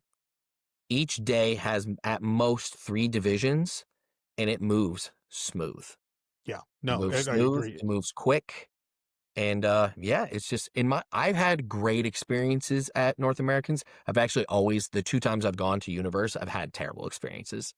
Really? Oh, that's a But I shame to don't go hear. backstage. So, but like, I'm just saying we're looking at the time and it's Yeah, yeah, yeah. we're trying to figure out like, okay, what time are we going to be on stage for prejudging? Last year they were on stage at prejudging at 3 p.m. And then this year they were on stage at 1:30. It's like, that's an hour and a half shift. That's like a that's a It's a big big, difference. yeah.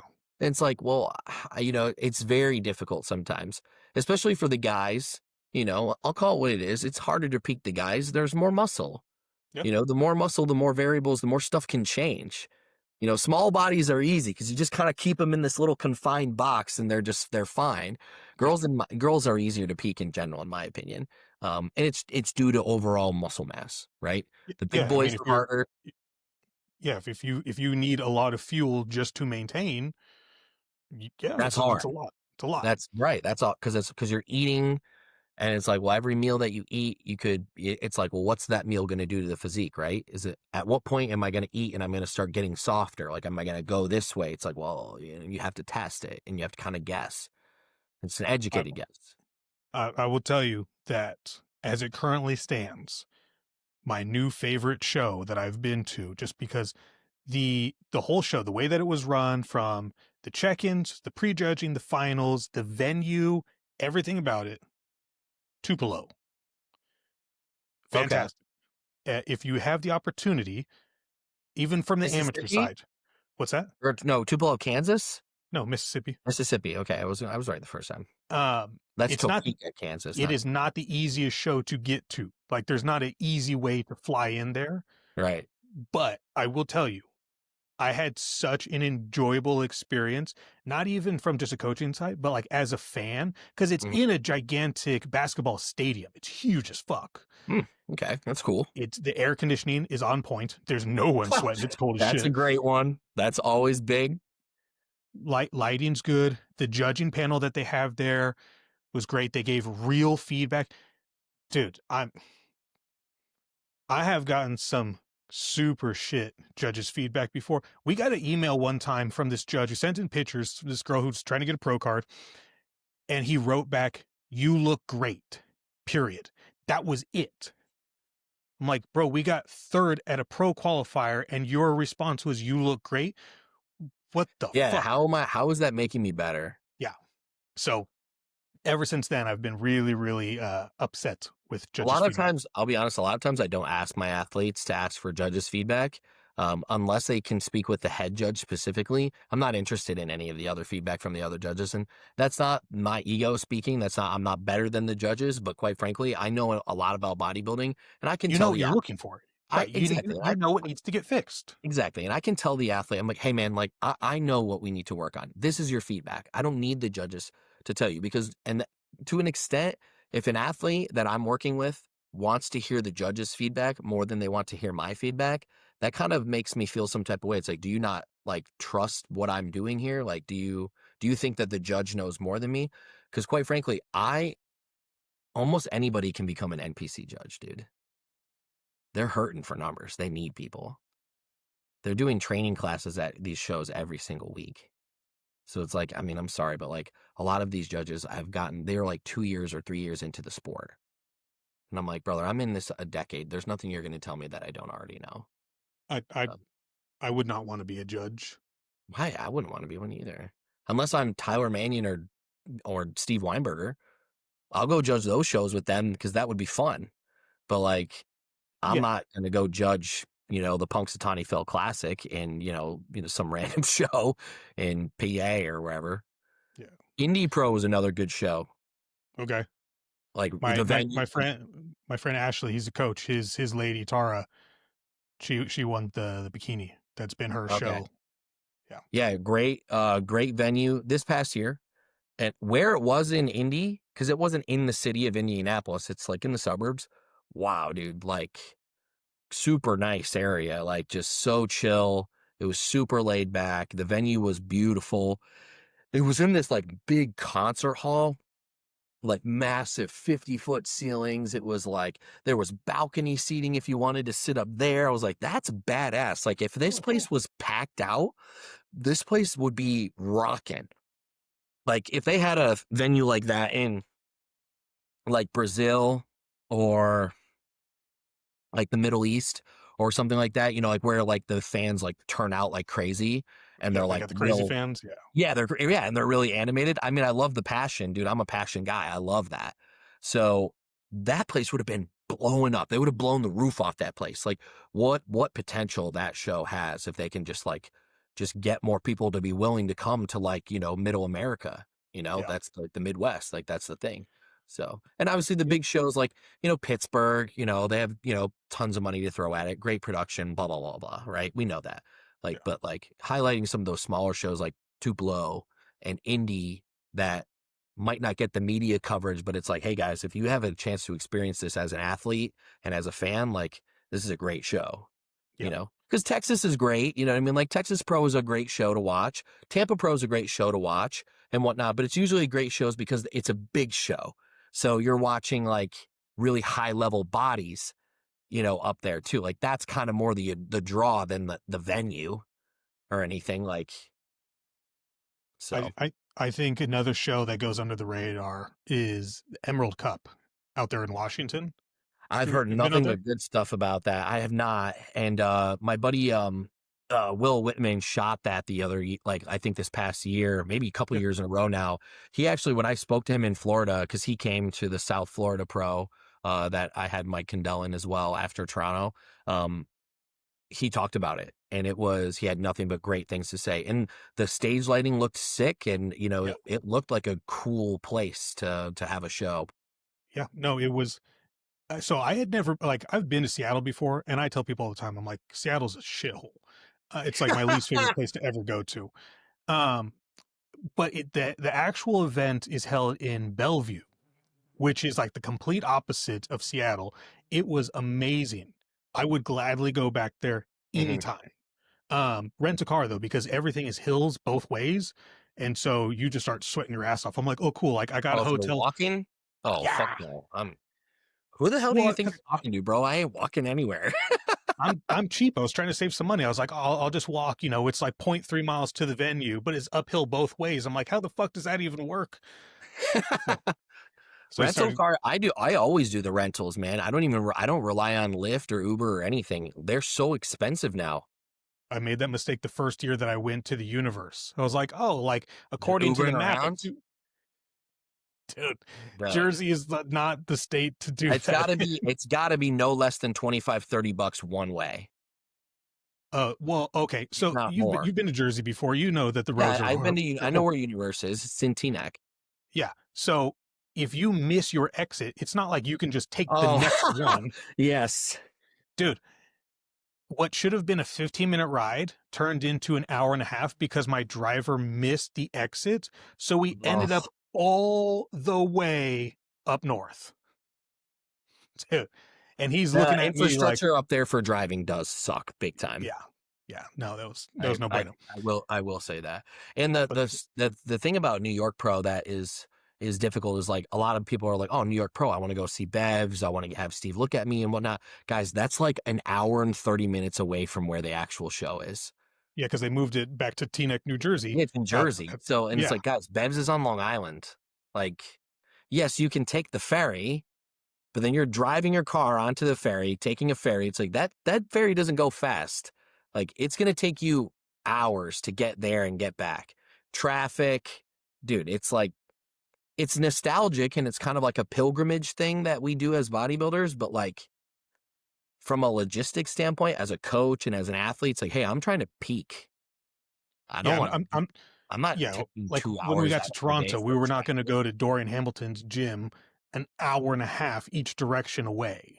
Dude, I Didn't make know. any And you know what? We do that every time that we go to Toronto. We make the drive to Pure Muscle because, like, I don't know. And like this past year, I really was kicking myself because they're the first time I went up there, they didn't have like other gyms that I knew of. That was the gym to go to. But this Pure year, 365. It was there fantastic. were other gyms, and like I should have gone. We should have just taken them there because that was a pain. I had a full team of athletes going in Toronto, and like getting them to Pure was like really difficult because I got a rental car, and the other people didn't. They were just going to rely on Ubers, and like I'm getting like messages like, "Hey, I don't think I'm going to make it to the gym today. I'm just going to go to the one that's like closer to my hotel. Like I can't swing the Uber."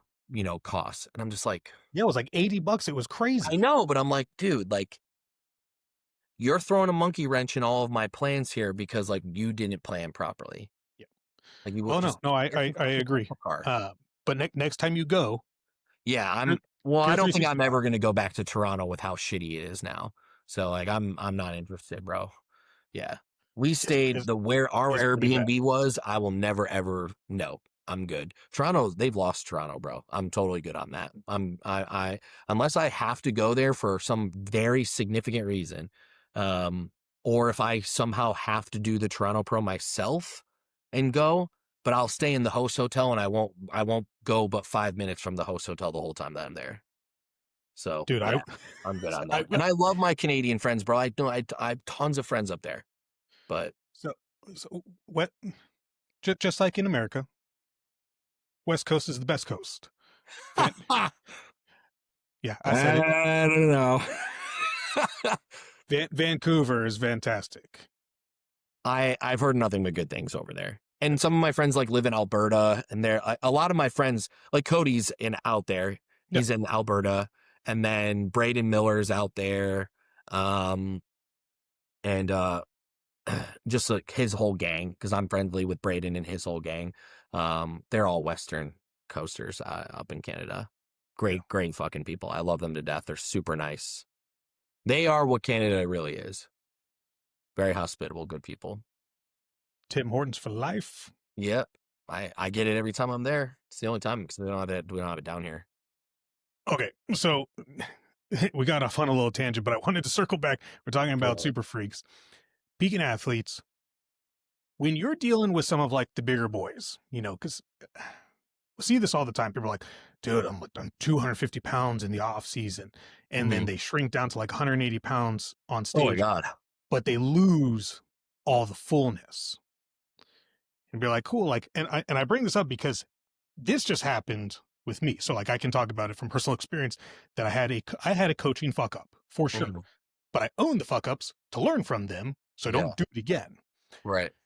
So I brought Brian out there. Brian Carlisle was my Masters 212 guy. And so that was his pro debut.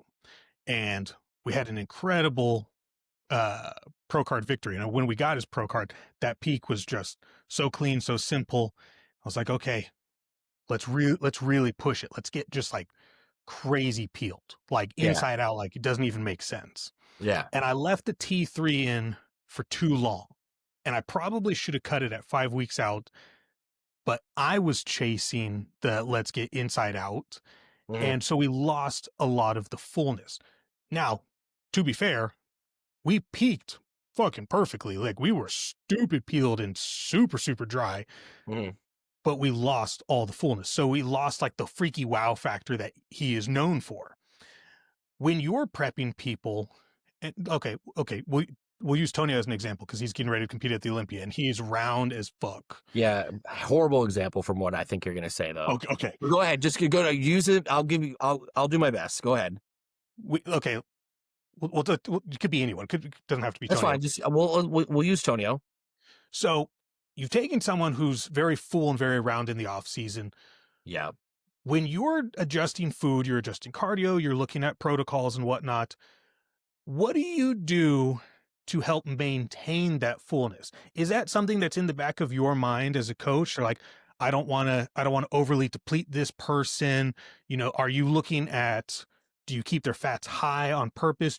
When you give them a refeed, if you give them a refeed, are you giving them structured refeeds? Or are you like, hey, go crazy and go eat, a pizza and cheesecake? I don't give a shit. I look at, first I need to know like how flat is really flat for the athlete, right? Like it's like what does full look like for them and what does like truly flat look like for them? So like we have to find those. So like we have to get there. So through either off-season stuff where it's like, okay, I can see how full he is in the off-season. I know what full looks like on him, or even throughout the beginning portions of the diet, right? I'm not so worried about them like overly dieting or running flat for too long in the beginning portions of the diet. That's when we're least susceptible of like losing tissue. For the most part, I don't have thyroid meds in at that point. I don't have a ton of, there's like nothing catabolic that's really going on, right? We have PEDs in, we maybe pulled some food down, we're doing cardio. The first several weeks of the prep, like we can just kind of like stay almost into deficit for a little while. But I use refeeds often, and I will gauge something as like, when was the last time that I fed this person? I'll look at my notes and I'll be like, okay, it's been 2 weeks since their last high day. Like we need food. Like, cause that's a pretty long time for me, to go without a refeed cause I carb cycle. So for me, somebody to not get like a high day from me or some form of refeed, whether it's a cheat meal, a high carb day, or a combination of whatever, usually it's weekly, if not a couple times a week. My best preps are when I have somebody that I can feed on like a 3 to 4 day basis. I feed them up 3 to 4 baseline days, clears the weight that they've gained, and then they drop and hit a new low, and then I feed them again. And it's just that same cycle. And those are the best preps that I have. And that's the rhythm that I try to get everybody in. And it works for the vast majority of people. Some people need to go longer. Some people don't get to have multiple. Sometimes it's once a week. Sometimes it's once every 10 days. Sometimes it's once every 2 weeks. And that's not me predetermining that. That's just like how it works out when we're doing our check-in schedule. I've never do just like crazy cheat meals. It's always a structured high day where it's built off of what their off-season food was. So I know from a metabolic standpoint, okay, they were managing this amount of food metabolically, so I can actually increase this to really get like a super saturation type of day. Kind of like a la AJ Sims used to call them super saturation days, if you remember, where they were like wacky amounts of food, right? Like 1,500 grams carbs. Like, remember he used to post about that stuff, like, and he still does a little bit, but that's always what really intrigued me. So I've kind of adopted that. But I'll also do a cheat meal at the end of the night, but it's nothing crazy. It's like 1,200 calories. So it's like, yeah, you can have something off plan, because I do believe that from a refeed standpoint and from a prep standpoint, sometimes that meal off plan, that burger, that sushi, that whatever, that one cookie after their dessert or after their meal, the mental benefits that gets, the dump of cortisol that gets, does more for their physique than the food actually did. So I kind of have tried to get the best of both worlds, with like a baseline carbohydrate and fat increase, usually a stable or slightly reduced protein amount, with then a structured cheat meal where I just simply give a calories limit, and I ask them to just be mindful of their caloric total. I don't need them to weigh stuff out. That kind of defeats the purpose of the cheat meal. It's like, just don't be an asshole. Yeah. You know, do a quick Google search, see what the approximate calories are of this thing you're about to eat, and then call it a day. And that'll work for me. But I have to know what it looks like, right? And that's where like working with an athlete over a long period of time allows more background information for me to know like, hey, this person's flat. Even though the scale hasn't dropped, they are flat and they're depleting. We need to give some food in an effort to not diet muscle off of them. Because I think you can diet tissue off of people. I think it's a lot harder than people think because everyone assumes that they're like, oh, he dieted muscle off me. It's like, no, dude, you just didn't have that much muscle to begin with. Like, you weren't as big as you thought you were to begin with. So, like, let's not just like start throwing stones when we live in a glass house here. But yeah, I mean, you definitely can diet muscle off of somebody, but I don't know. I'm interested to hear what your take on that is, but like, I don't think that's as easy as people make it out to be. Sure, with drugs like T3 that are catabolic in nature, of course, yes, you definitely can. But when we also have athletes on drugs like Tren, then it's like, well, it's pretty fucking hard to lose a lot of muscle when you're taking this compound. Now, if your drugs aren't legit, then okay, yeah, you're going to be like at risk of losing a lot of muscle. But like, let's assume in this vacuum of a hypothetical scenario, all of the PEDs that they're using is legitimate. And we're just simply talking about like, hey, am I watching for fullness and stuff? Yeah, I absolutely am. Because not so much that I'm worried about losing the muscle, but I'm worried about losing the volumization to the tissue. Because I might not actually lose any fascia tissue, but it's no longer voluminous. It's like really like, it's just like really sucked down. And that volume to tissue doesn't come back from a 2-day carb up. No. It takes And weeks. so your food approach. And so I truly didn't know anything about like the inner workings of your How I do coaching. things, yeah. Yeah. And then the more that we talk, I'm like, dude, it's like looking in a mirror. We do the same shit. So I do a very similar approach with that. And then my refeeds for my athletes, especially if you're in contest prep, it's very structured. You know, I want a certain amount at certain times of the day, whatever it may Yeah, be. right. Like, Sometimes it's sometimes it's one meal just to help, you know, with the emotional aspect of it. yeah. Like I know like with a lot of like my bikini girls and even some of like my more emotionally So I don't even stressed. coach that division. So like what you're talking about with the bikini girls, like I don't even coach that. So Yeah, like you're not you're missing already in anything. a different world than me. So I, I know I'm not I, missing out. you're not missing anything. I try to not coach bikini girls anymore, but every once in a while someone will reach out. They'll be like, hey, you know, if it was a recommendation from someone that's already on the team. Okay, if it's a recommendation, I agree. I'll do the same Yeah, thing. yeah. Or like a But spouse. A yeah. If it's someone's spouse. spouse, then I'll do it. But for the most part, I don't because one, it's just not enjoyable for me. You I are will what you do it. attract. So the Yeah, more you start advertising your bikini wins, the more you're gonna get. yeah. So I tell people, I'm like, look, if you really want to understand how to treat diabetic related patients and do specialty work like I do, understand how to properly feed a bikini girl because the food is almost identical. Okay. It's not fucking special. But the one thing that I like to do for all of my athletes, especially the ones that are emotionally stressed out all the time, people that work in the medical field that are constantly exposed to fake lights, who don't get any, you know, real nutrition from anything other than Yeah. some supplemental bullshit light, I would give all of those people a half of an apple before they go to bed. It's like the last thing they then go brush their teeth and go to bed. I give them an apple because it has enough fiber in there so it won't cause any kind of glucose spike, but there's still enough sugar in there that will release enough serotonin to aid in better sleep. So I don't have to constantly pump them full of other things to force them into a deep sleep. If I can get the body to work more efficiently and add in 600 milligrams of alpha GPC before they go to bed to increase the growth hormone production, I will do that. Depending on the particular athlete, sometimes I'll add in GABA, but you can't run GABA as a supplement for very long. The body gets used to it and then it fucks off. So you can really only do like 2 days on, a couple of days off. Because if you run it for an entire week, the amount of time that you have to take off is an equal amount of time, and that's a huge pain in the ass. You don't want to have someone to have awesome sleep for a week and then they're like, well, the next week was shit. Right.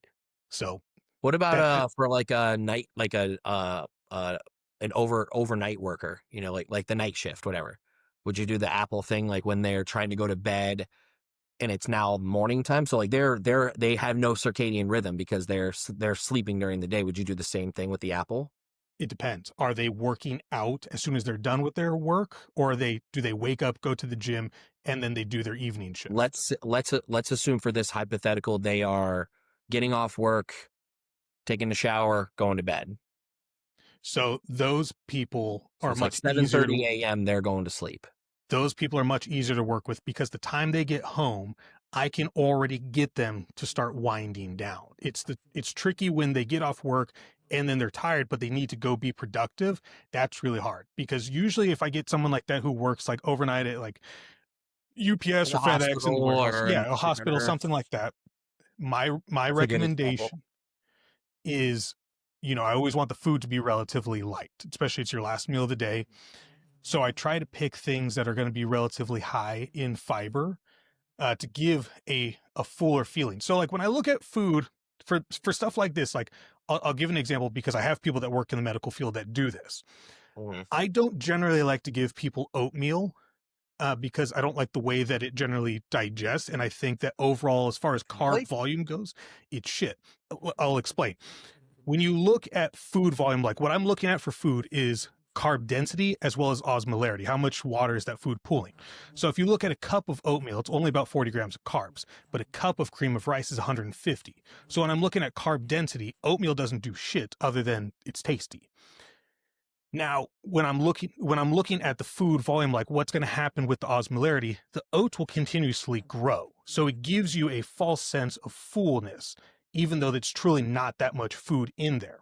Okay. So when I have people that are carb cycling and I need to gently stretch the stomach out, I will use oats for that particular reason to help expand and stretch it out. But if I need to give someone that full feeling just so they can go to bed, it's either rice cakes for food volume, because I know a rice cake is only 7 grams of carbs, doesn't do anything, or I will give them oatmeal with a small amount of agave instead of honey, because the agave is going to be significantly less glycemic. The apple I was just thing, about to ask you that because that oatmeal and prep for that exact reason of giving that false sense of fullness. If you're low in food, right? Let's, yeah, like we're dieting hard, we don't have a ton of food. I maybe only get 40 grams of carbs with my first meal. It would make sense to me to then use that carbohydrate total on something like oats because it'll stick with them a little bit longer. I think it really depends on the athlete. One, how much food are you getting through the entire day? The way that I structure my food for guys or girls, it doesn't matter. The protein is flatlined. Every meal has the same portion. Same So here. The only difference is pre-workout meal is usually a lowered protein amount for digestion purposes. So like I'll then pull back on the cooked meat amount for that. And then I will maybe usually, and then so I'm pretty much right on point with you there. Post workout, I might actually increase the protein a little bit higher to make up for maybe the protein lost in that pre-workout meal. And that's just an experimental thing that I've tried with maybe a la John Meadows, et cetera. You know what I mean? I learned that from somebody to keep that. Because for me, I don't know about other people, I have to digest for a while after I eat before I can train. Even in prep, I'm not like eat a meal and then in 20 minutes I can be out on the floor like warming up. Like, no way. So, but that's why I've always done that. But all the other meals, just like you said, verbatim the same total all day long.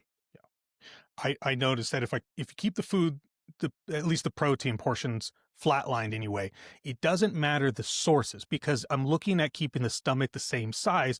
And for the most part, on average, obviously there's going to be some discrepancies here and there, that you're going to end up with the same amount of protein in each thing, just changing sources. Because what I'm looking at is the digestion time frame for things on how they're adjusting, as well as how much inflammation they are causing.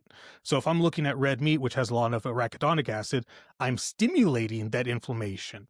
So like in a pre-workout situation, especially like with some of my natties, I will always ask them to have white rice and red meat as their pre-workout meal, because I know the carbs are going to be digested quickly and efficiently. It's not going to generate too much bloat, but I'm getting a lot of inflammation stimulation from the arachidonic acid.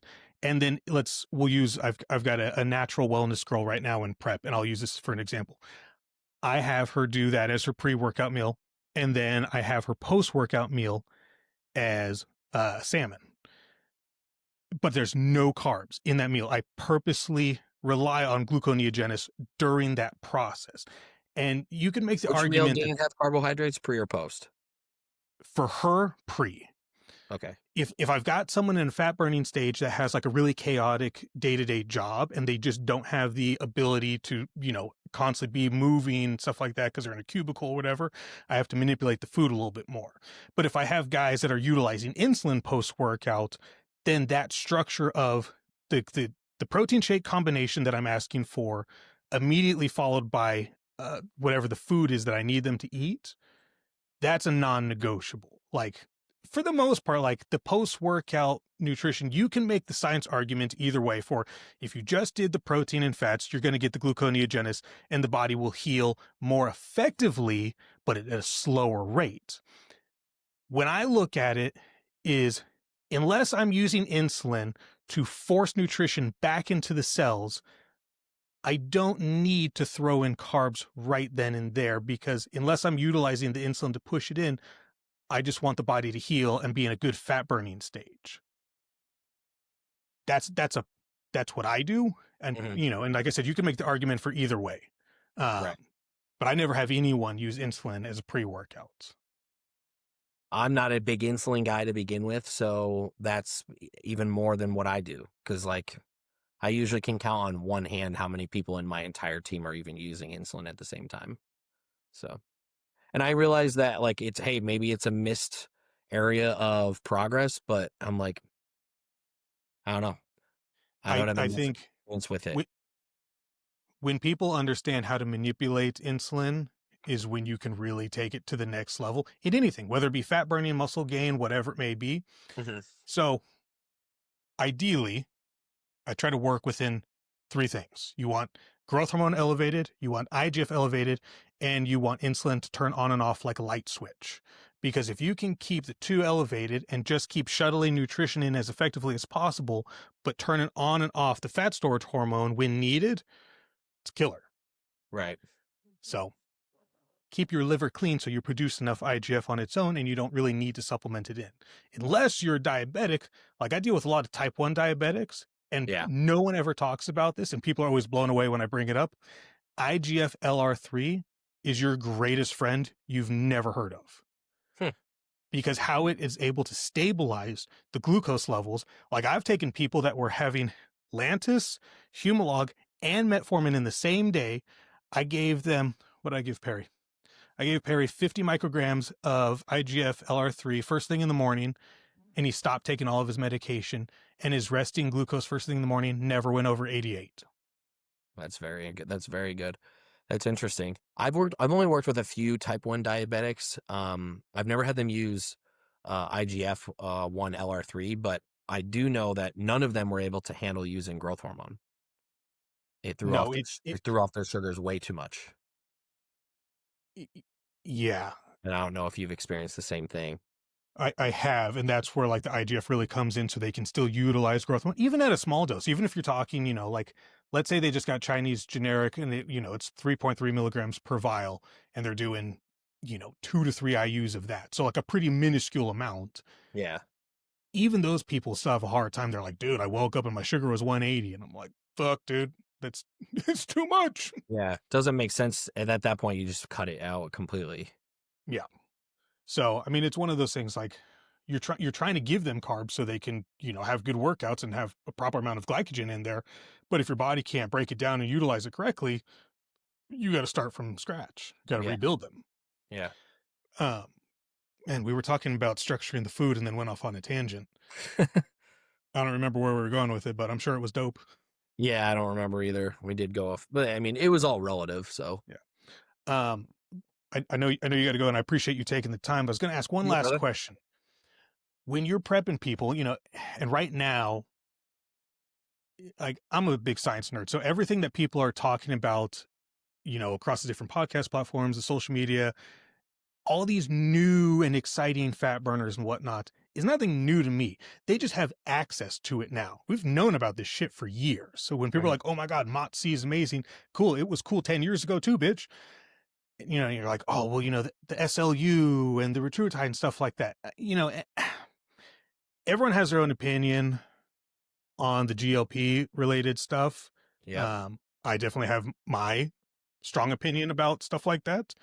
But when you're looking at burning fat the most efficient way, because condition is king, Yep. and someone's, you got to be peeled head to toe now. There's no excuse to come in with soggy glutes anymore. Right. When you're seeing, people at a local show coming in with striated glutes. Yeah. It's conditioning is picked up for sure because of accessibility. What are you seeing a rise in as far as usage goes?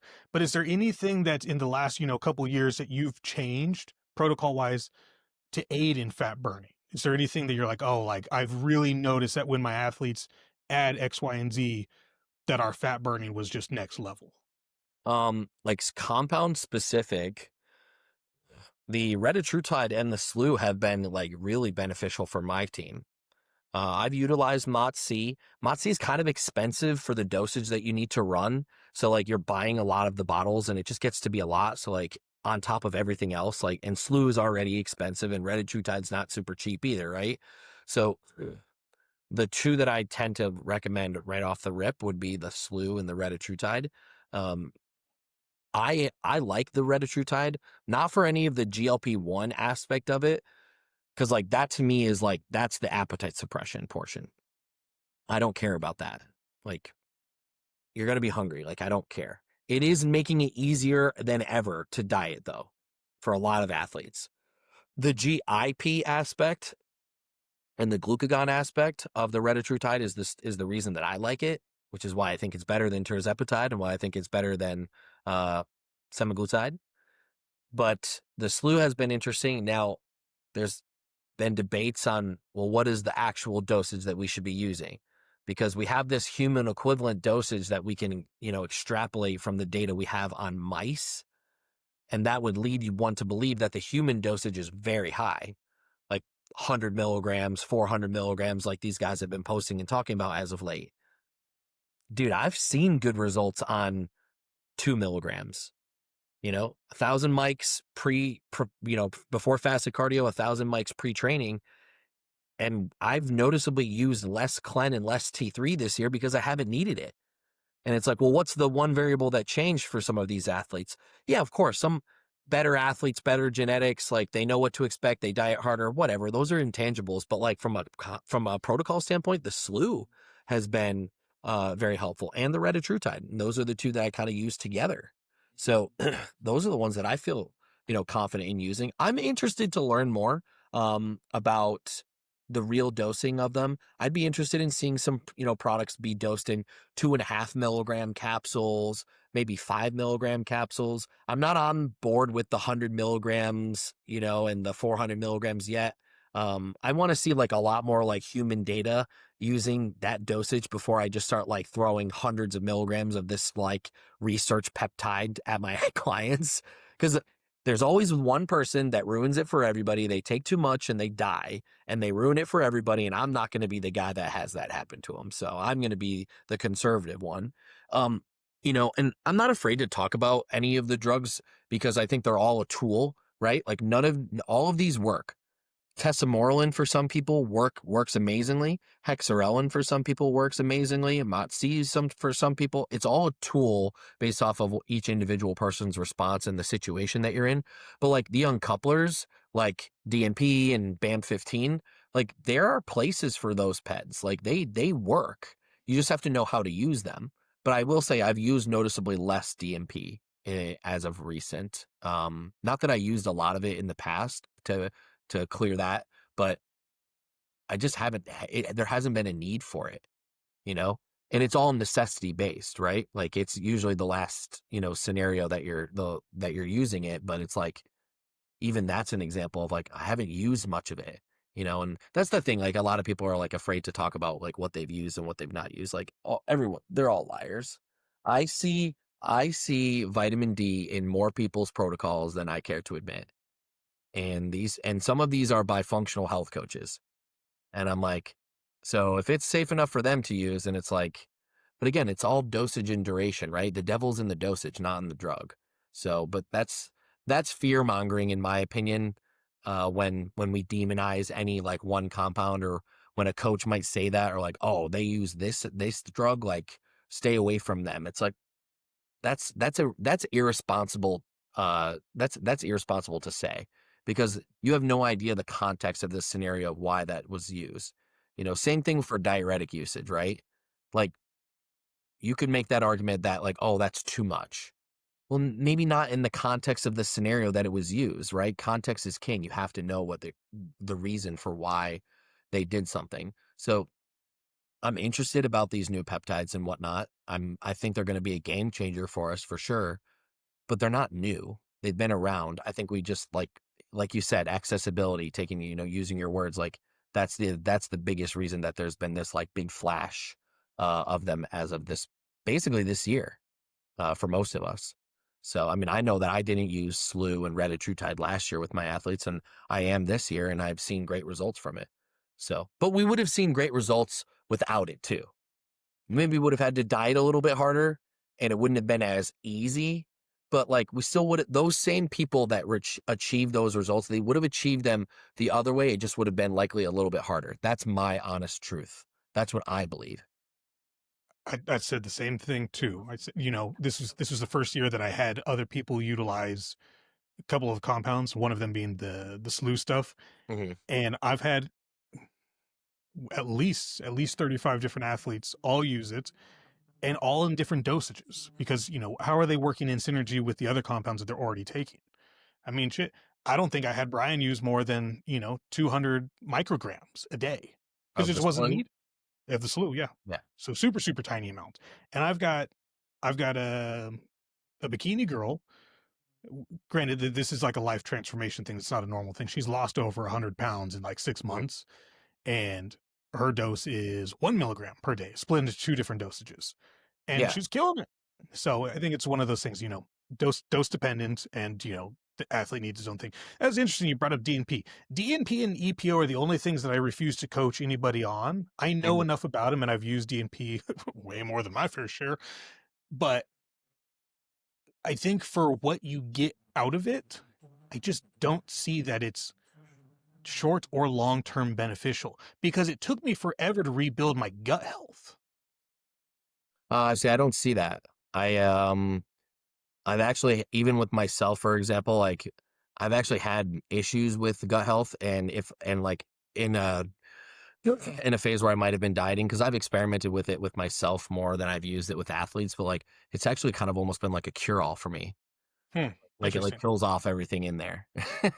And I don't Yeah, well, know if I that's, noticed that bro I, sciencey or whatnot, but I'm super lactose intolerant, and when I ran DNP, I could eat an entire pizza and I wouldn't even have gas. It incinerated well, everything. right. Yeah, but it I think also that incinerated drug all my is good also very bacteria dose too. dependent. You know what I mean? Yeah. And No, like I and think I always thought, less is more with DNP, because it takes so long to really totally build up. it does. Yep. But But I did totally. know, and I would, it works. I'm not saying that it doesn't work. Right. Because you take DNP with a little bit of like I'm talking like a small amount of clen, but Mhm. with Cardian, the GW SARM, Yeah. oh, not gonna lie, your boy was looking pretty good. Yeah. I mean, like that's the thing. Like and I'm not trying to be an advocate for anything or anything like that. Like, can it be dangerous? Yes. Can too much insulin be dangerous? Yes. Can too much clenbuterol? Like, it's like, you know what I mean? Like, one thing that I don't like is demonizing stuff, right? Like, oh, this drug is bad, but yet I'm gonna go tell my athletes like a coach that says one drug is bad, DMP is bad, but then they'll have their athlete take a gram of tren. It's like, okay, well, come on, man. Like, that's the pot calling the kettle black. Right. Like, that's not good either. And so, but it's a tool that we have access to, that if a situation arises where it's needed, then it can be utilized, and it can be utilized effectively. It can be utilized safely. You have to respect the compound, especially because of the fact that of its power, it is very strong, but there are ways to be able to use it. And I think as a responsible coach and somebody who wants to like really be good in this sport, you need to know that. You need to learn that. You need to realize like, hey, there's there's a usefulness to every compound, and at least being educated enough to utilize in that scenario, if that scenario ever came up, you can use that at your disposal, as opposed to being very much like a no, like that's like I'm not doing. I don't know enough about EPO to even really have a comment on it. I know that athletes, like endurance athletes, tend to be the ones who get popped for it, but I wouldn't even know what its application would be for bodybuilding. It's hard because it takes so long to actually start to take effect that you've already done injections and you're just waiting. Mm-hmm. And so it's a huge pain in the ass because you're trying to think about, okay, well, how much red blood cell am I going to increase? So I'm looking at the overall blood volume. What am I doing for blood thinning? And at what point is the balance in the hematocrit too much? Because you're looking at what is my balance between red blood cells to the plasma? How much volume is it taking up? Is it too many? And now I have just this maple syrup like blood that my body's trying to double process. And, I'm working super hard. So then you end up with high blood pressure related issues. Like the kidney is starting to tear apart because it truly cannot filter everything. Right.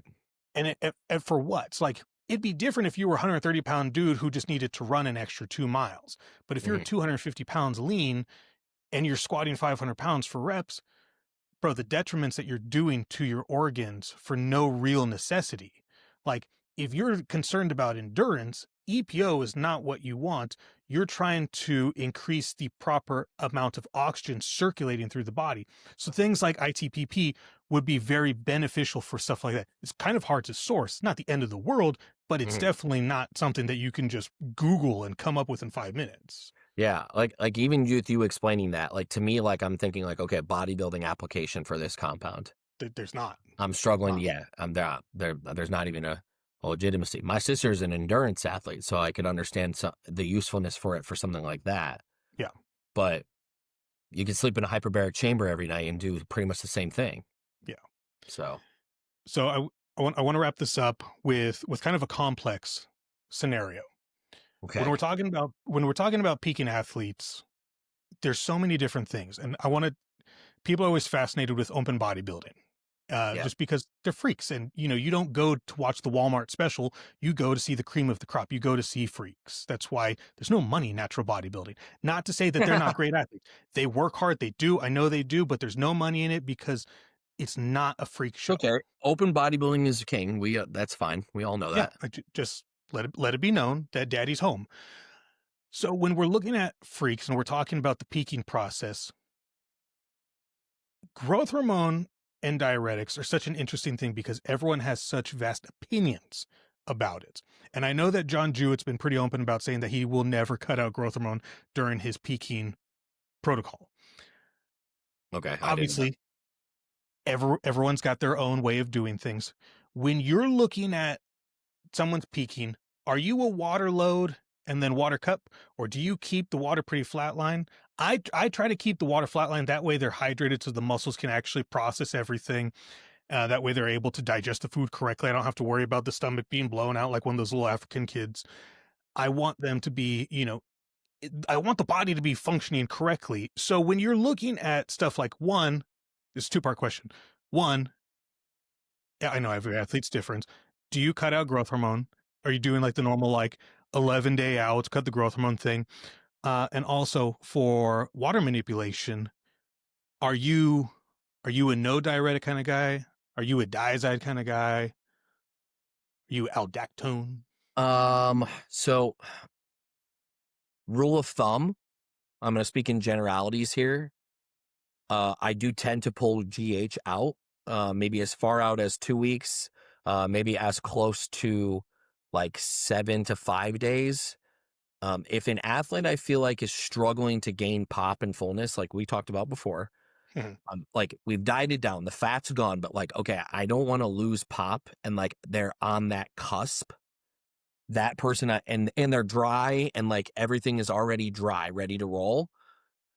That would be a person that I would probably do like what you mentioned before in the podcast, where it's like, hey, I'm just cruising in. Not a whole lot of change besides just trying to get more calories in.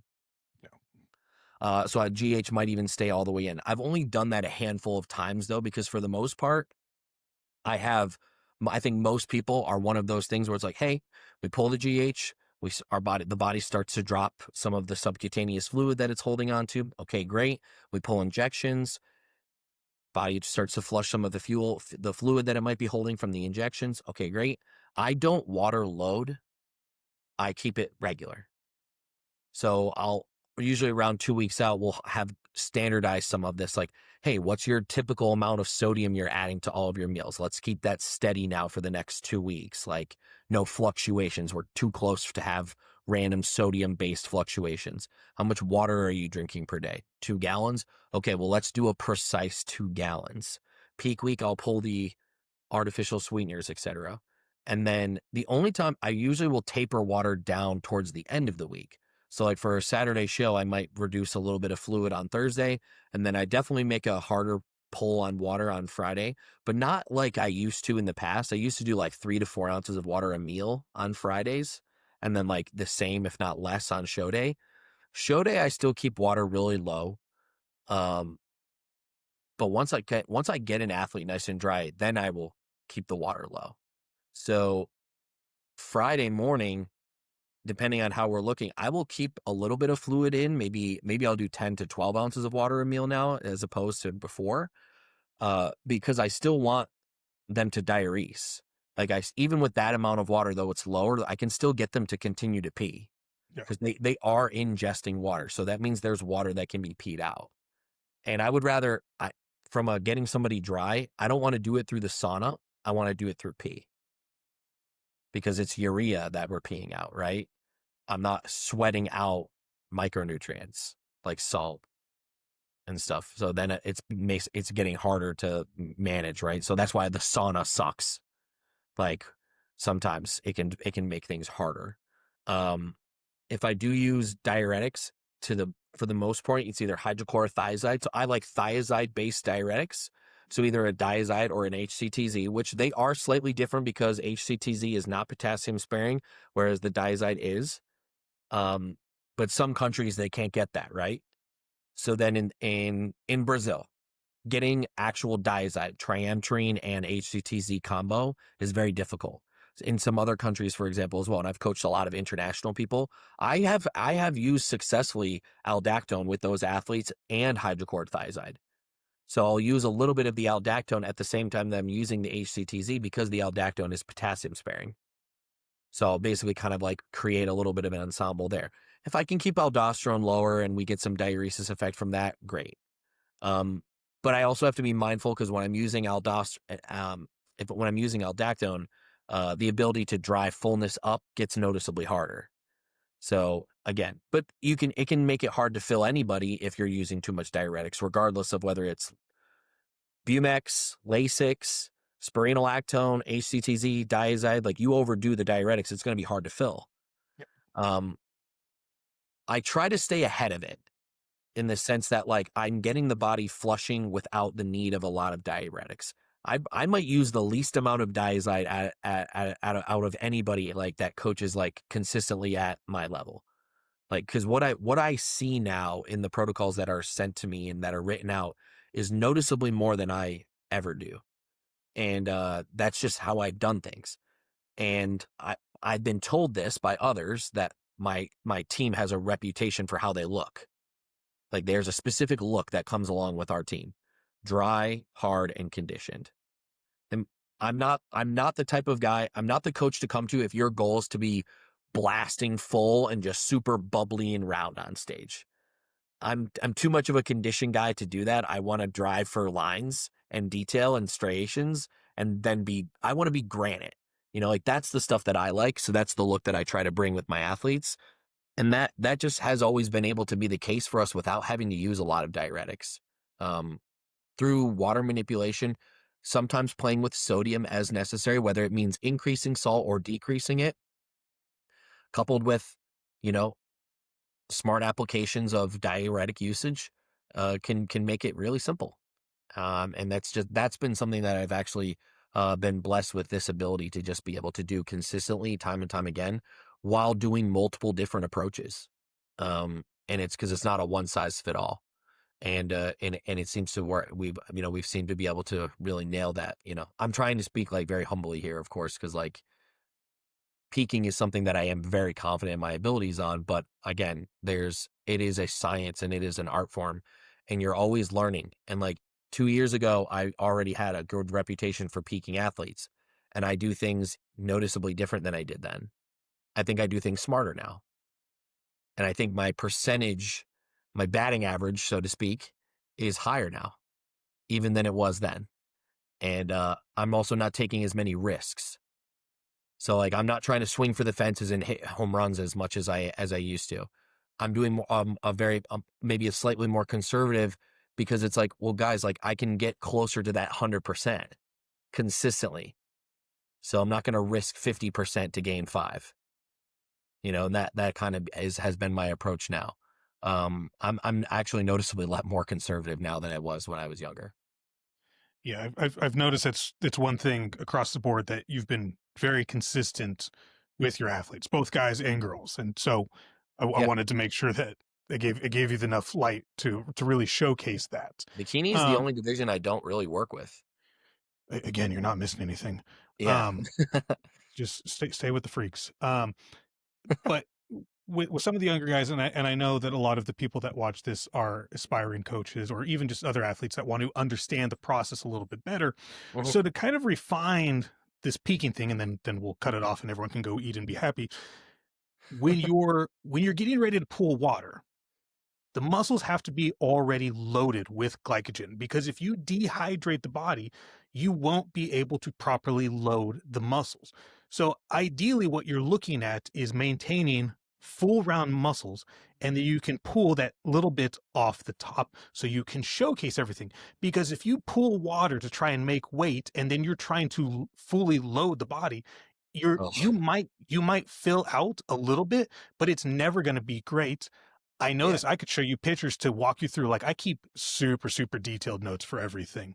And I had this guy, it was Brian. I talk about Brian all the time. He was so dead set. He was like, I want to get my pro card in light heavy. So I'm like, dude, we're 230 pounds. Like we're not fucking Whoa. making weight. And he was like, we're going to make weight. It's going to be fine. I'm going to sauna. I'll be great. This was one of the stupider choices that we made. It was a mutual thing. So I can't say that it was just him or just me. Like we Yeah, mutually right. agreed to this. Both knowing that this was stupid, but we did a total of 100 milligrams of diazide to make weight, including the sauna. Oof. We made light heavy by Wait, like so 100 milligrams. So like, well, how are you basing that off of like the dosage of HCTZ? So like 100 milligrams of HCTZ, or so each one of the tablets came from an actual doctor, and it was 20 milligrams, and so we did 5 of what though? Because it's two drugs. Right. I forgot what the ratio is offhand. I'd have to look at the Okay. pictures. So there's a couple tens. Oh yeah, we went through quite a few. Yeah. Hell. It was a lot. But the thing is, from a medical standpoint, that's not wild.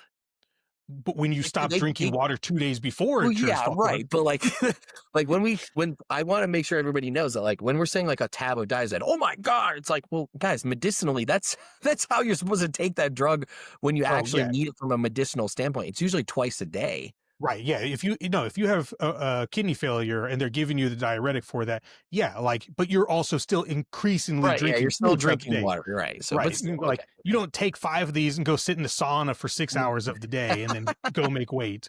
But you're like, okay, there's no way that we can possibly fill out correctly. So trying to load with insulin multiple times throughout the day to try and get back to that. Don't get me wrong.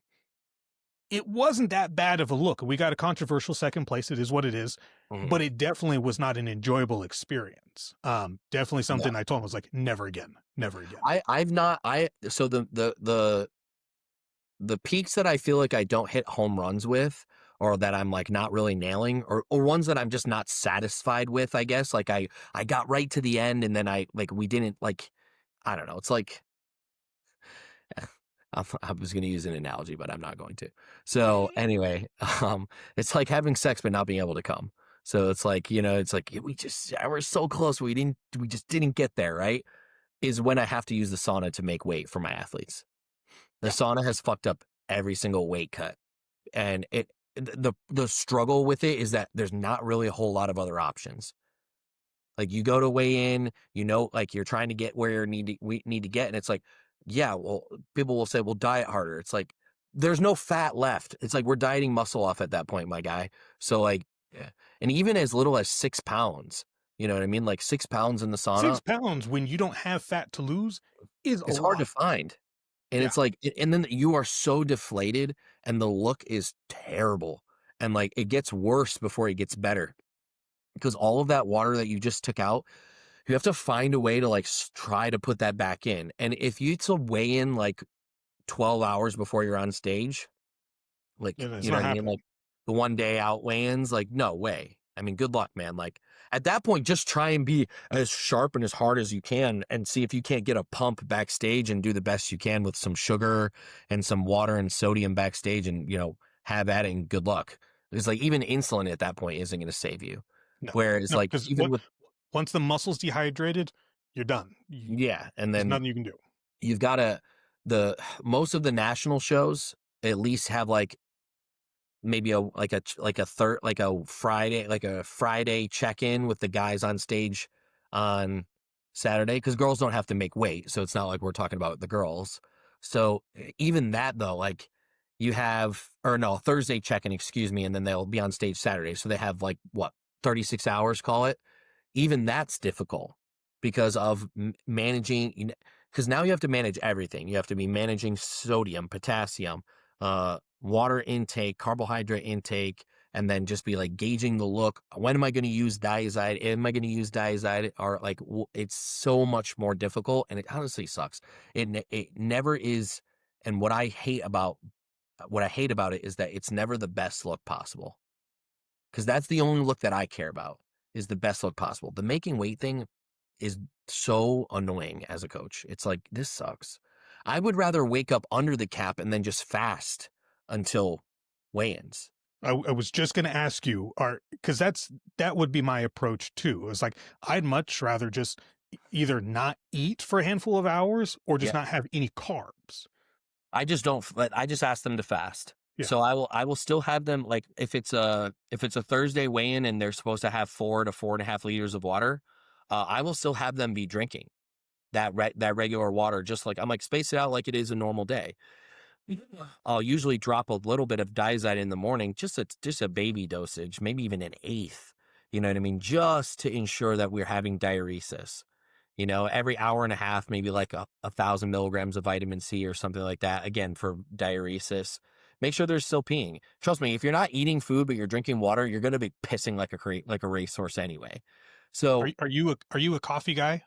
yep, I yep, I like coffee. noticed I noticed that the best peaks that I've ever had for guys or girls when they're just full and they're just like that grainy kind of dry Mhm. is Thursday, 15% reduction in water. Friday, probably another 15 to 20% on top of that.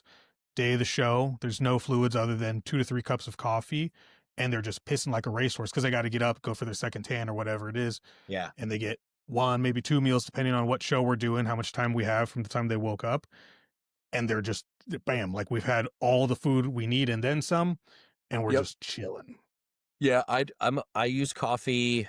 Um, like specifically, I'll make sure that we use coffee at certain times on Friday. Always coffee with the first meal on the day of the show. Because I'm also hoping it stimulates a bowel movement too. Hey, show day poops are like gold, man. So if you can get Oh, them without, you can see the joy in the athlete's face and everything. Like, oh, oh man, my like, waist is so coach, I tight right just took now. a huge dump, and I'm just like, good job, man. Like, and usually it's the girls that are the ones celebrating. They're like, coach, I just pooped so crazy, and I'm just like, yeah, I'm so proud of you.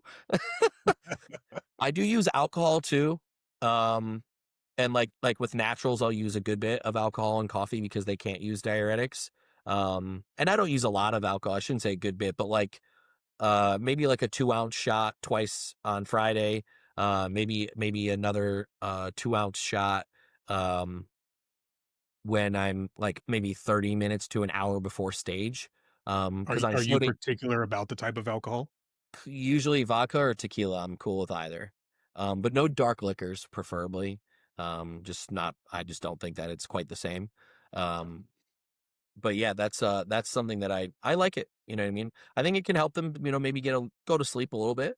I'm not using it because it causes wild diuresis, but it definitely will have some effect. Um, and the before stage is just for liquid confidence. So we glazed over this earlier, and I knew I was like, we were in the middle of talking about something, never went back to it. The night before the show, we talked about a little bit of alcohol to help with sleep. Yeah. So I ran, and I've been doing this. I've been doing this a long time. I've only ever run into one or two people that were like, "Oh, I don't drink alcohol because I'm a recovering addict." I'm like, "Okay, I respect that." Yep. Yep. I've So, had that too. so what I've come up with now, and you can share your thoughts on it too. What I've noticed consistently that works for everybody is if they take Z-Quil, which is just antihistamine, and I give it to them about 45 minutes before they're supposed to go to bed, and it allows them to go into a beautiful deep sleep, so they lose that stress bloat and they wake up and they're like, dude, I woke up and I peed a gallon. I'm like, Hmm. fuck yeah, dope. Yeah. I've never used ZQL. I mean, I've used it when I was sick, but I've never used it with an athlete. So not NyQuil, Z-Quil. Z-Quil by ZQL. Yeah, itself no, I is know. I know. just antihistamine. Yeah. Yep. Yeah, no, I know the ZQL. Yeah. I've been actually, this is a new thing, but the DSIP, the Delta Sleep Inducing Peptide, Yep. I have it in a nasal spray. I'm really fond of it. I've enjoyed a couple of nootropics in a nasal spray. They burn for sure, but they're they're Oh, cool. not that bad. Not any worse than any other nasal spray. I don't know. Like Well, this one doesn't at least. I don't I I don't take a nasal spray for allergy medicine. Knock on wood, I generally don't get it too bad, but we also have a bunch of air purifiers in the house too, because I'm a prissy bitch. Um, but also, I've never done recreational drugs other than mushrooms. So like, you'd be like, No. oh, is it like doing cocaine? I don't fucking know. Right, yeah. I can I'm answer that for I'm them, not but Colombian. it's not like doing blow. You don't have Okay. the drip like that, no. I don't know. I'm fond of it. I've noticed that I just sleep very deeply and I do have like weird dreams on it, which I've always equated like if I'm having like really vivid dreams that I'm definitely entering a certain deep sleep REM cycle more so than I do when I maybe like smoke before bed. Mhm. And I know THC inhibits the body's ability to reach really deep levels of REM sleep. I get that. But, and even in prep, I'll tell my athletes this.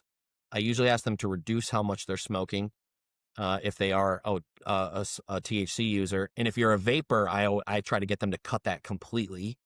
But I'll ask them to pull back on it so that way they're just not smoking all day long. And if they're going to smoke, they just simply do it before bed. Because for some people, they just won't sleep. So it's like, well, I'll take the THC induced sleep over you just laying in bed and maybe getting 2 hours of sleep because you're just like this all night. And that's genuinely how some people are, but they've trained themselves like that because they've been habitual smokers for so long. Yeah. But the DSIP, I have several prep athletes because sleep is precious in prep, right? And it becomes like very it's very scarce sometimes, and we all know why, right? Like you get a blood sugar dump when you sleep, you wake up, your blood sugars are super low, and what happens? Your body wakes you up early because it's signaling to your body, hey, feed me, I need blood sugar, Yeah. and it's like, well, yeah, but you Or can't. you're So you just try to, taking way too much trend. well, that too, you know what I mean? But I have a method that I use around that as well, but we don't need to go back and get into that. But like the I've been very, again, I'm just not trying to plug peptides like crazy, but like that is one that I've used, and it's not a fat burning peptide, it's not a muscle building peptide, it's a sleep one. And but sleep is our number one recovery tool. So, and my buddy Dom Cardone has always said this, and maybe he got it from somewhere else, but like sleep is the best diuretic. Oh, for sure. Want to For wake up sure. bone dry on show day? Okay, get 8 hours of really good sleep. Yep. So, Ross Flanagan is a friend of mine, and he came on I and he love told that. his story about his pro debut debacle. So yes, Yeah, real sleep. that was a weed and alcohol debacle. Yep. So great Yeah, guy. I like Ross a lot. I mean, maybe next time he'll go to somachems.com, use discount code LORE, and get some of that DSIP. I like it. I would be, if I was prepping right now as an athlete and I was going into a show, I would not pull it. I would keep it all the way in. Day of show, after prejudging, hit a little bit, try and take a nap. I mean, any time that I feel like I need to be sleeping, I would use it because I know it works. And it helps to put you into a deep sleep. It's not just comatose. So, and there's probably going to be more research that comes out about it, and maybe I'll change my tune when there's, people if there's bad data out there. But as of right now, it seems relatively harmless, and it's been doing some good things.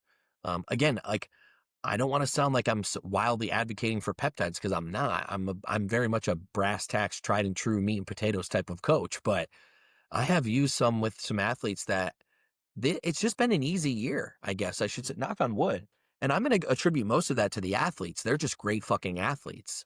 Like I'll give myself a small pat on the back for being a good coach, but I'll give them the bulk of the credit because they're doing the work.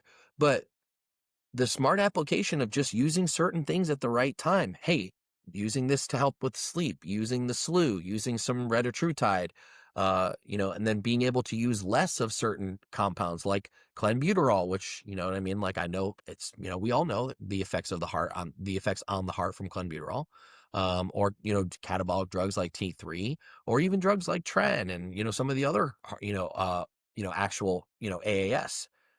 Everything has been a little bit reduced, and I genuinely think it's because like people are just seeing faster progress from maybe the peptides, maybe a couple of everything, maybe smarter coaching, maybe it's everything, which I tend to believe it's more of a synergistic effect of everything.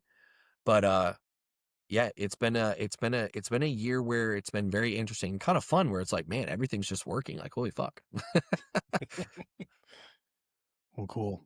Well, hey, man, I want to thank you for taking the time. Congratulations on all your success. We're definitely rooting for you at the Olympia. I Thank don't you. know when this is going to come out, but we recorded this right before the Olympia. So Yes. fingers crossed everything goes smooth. Sending all the good love to all your athletes. Appreciate it. And then we will see you next time, my friend. All right, brother. Thank you guys.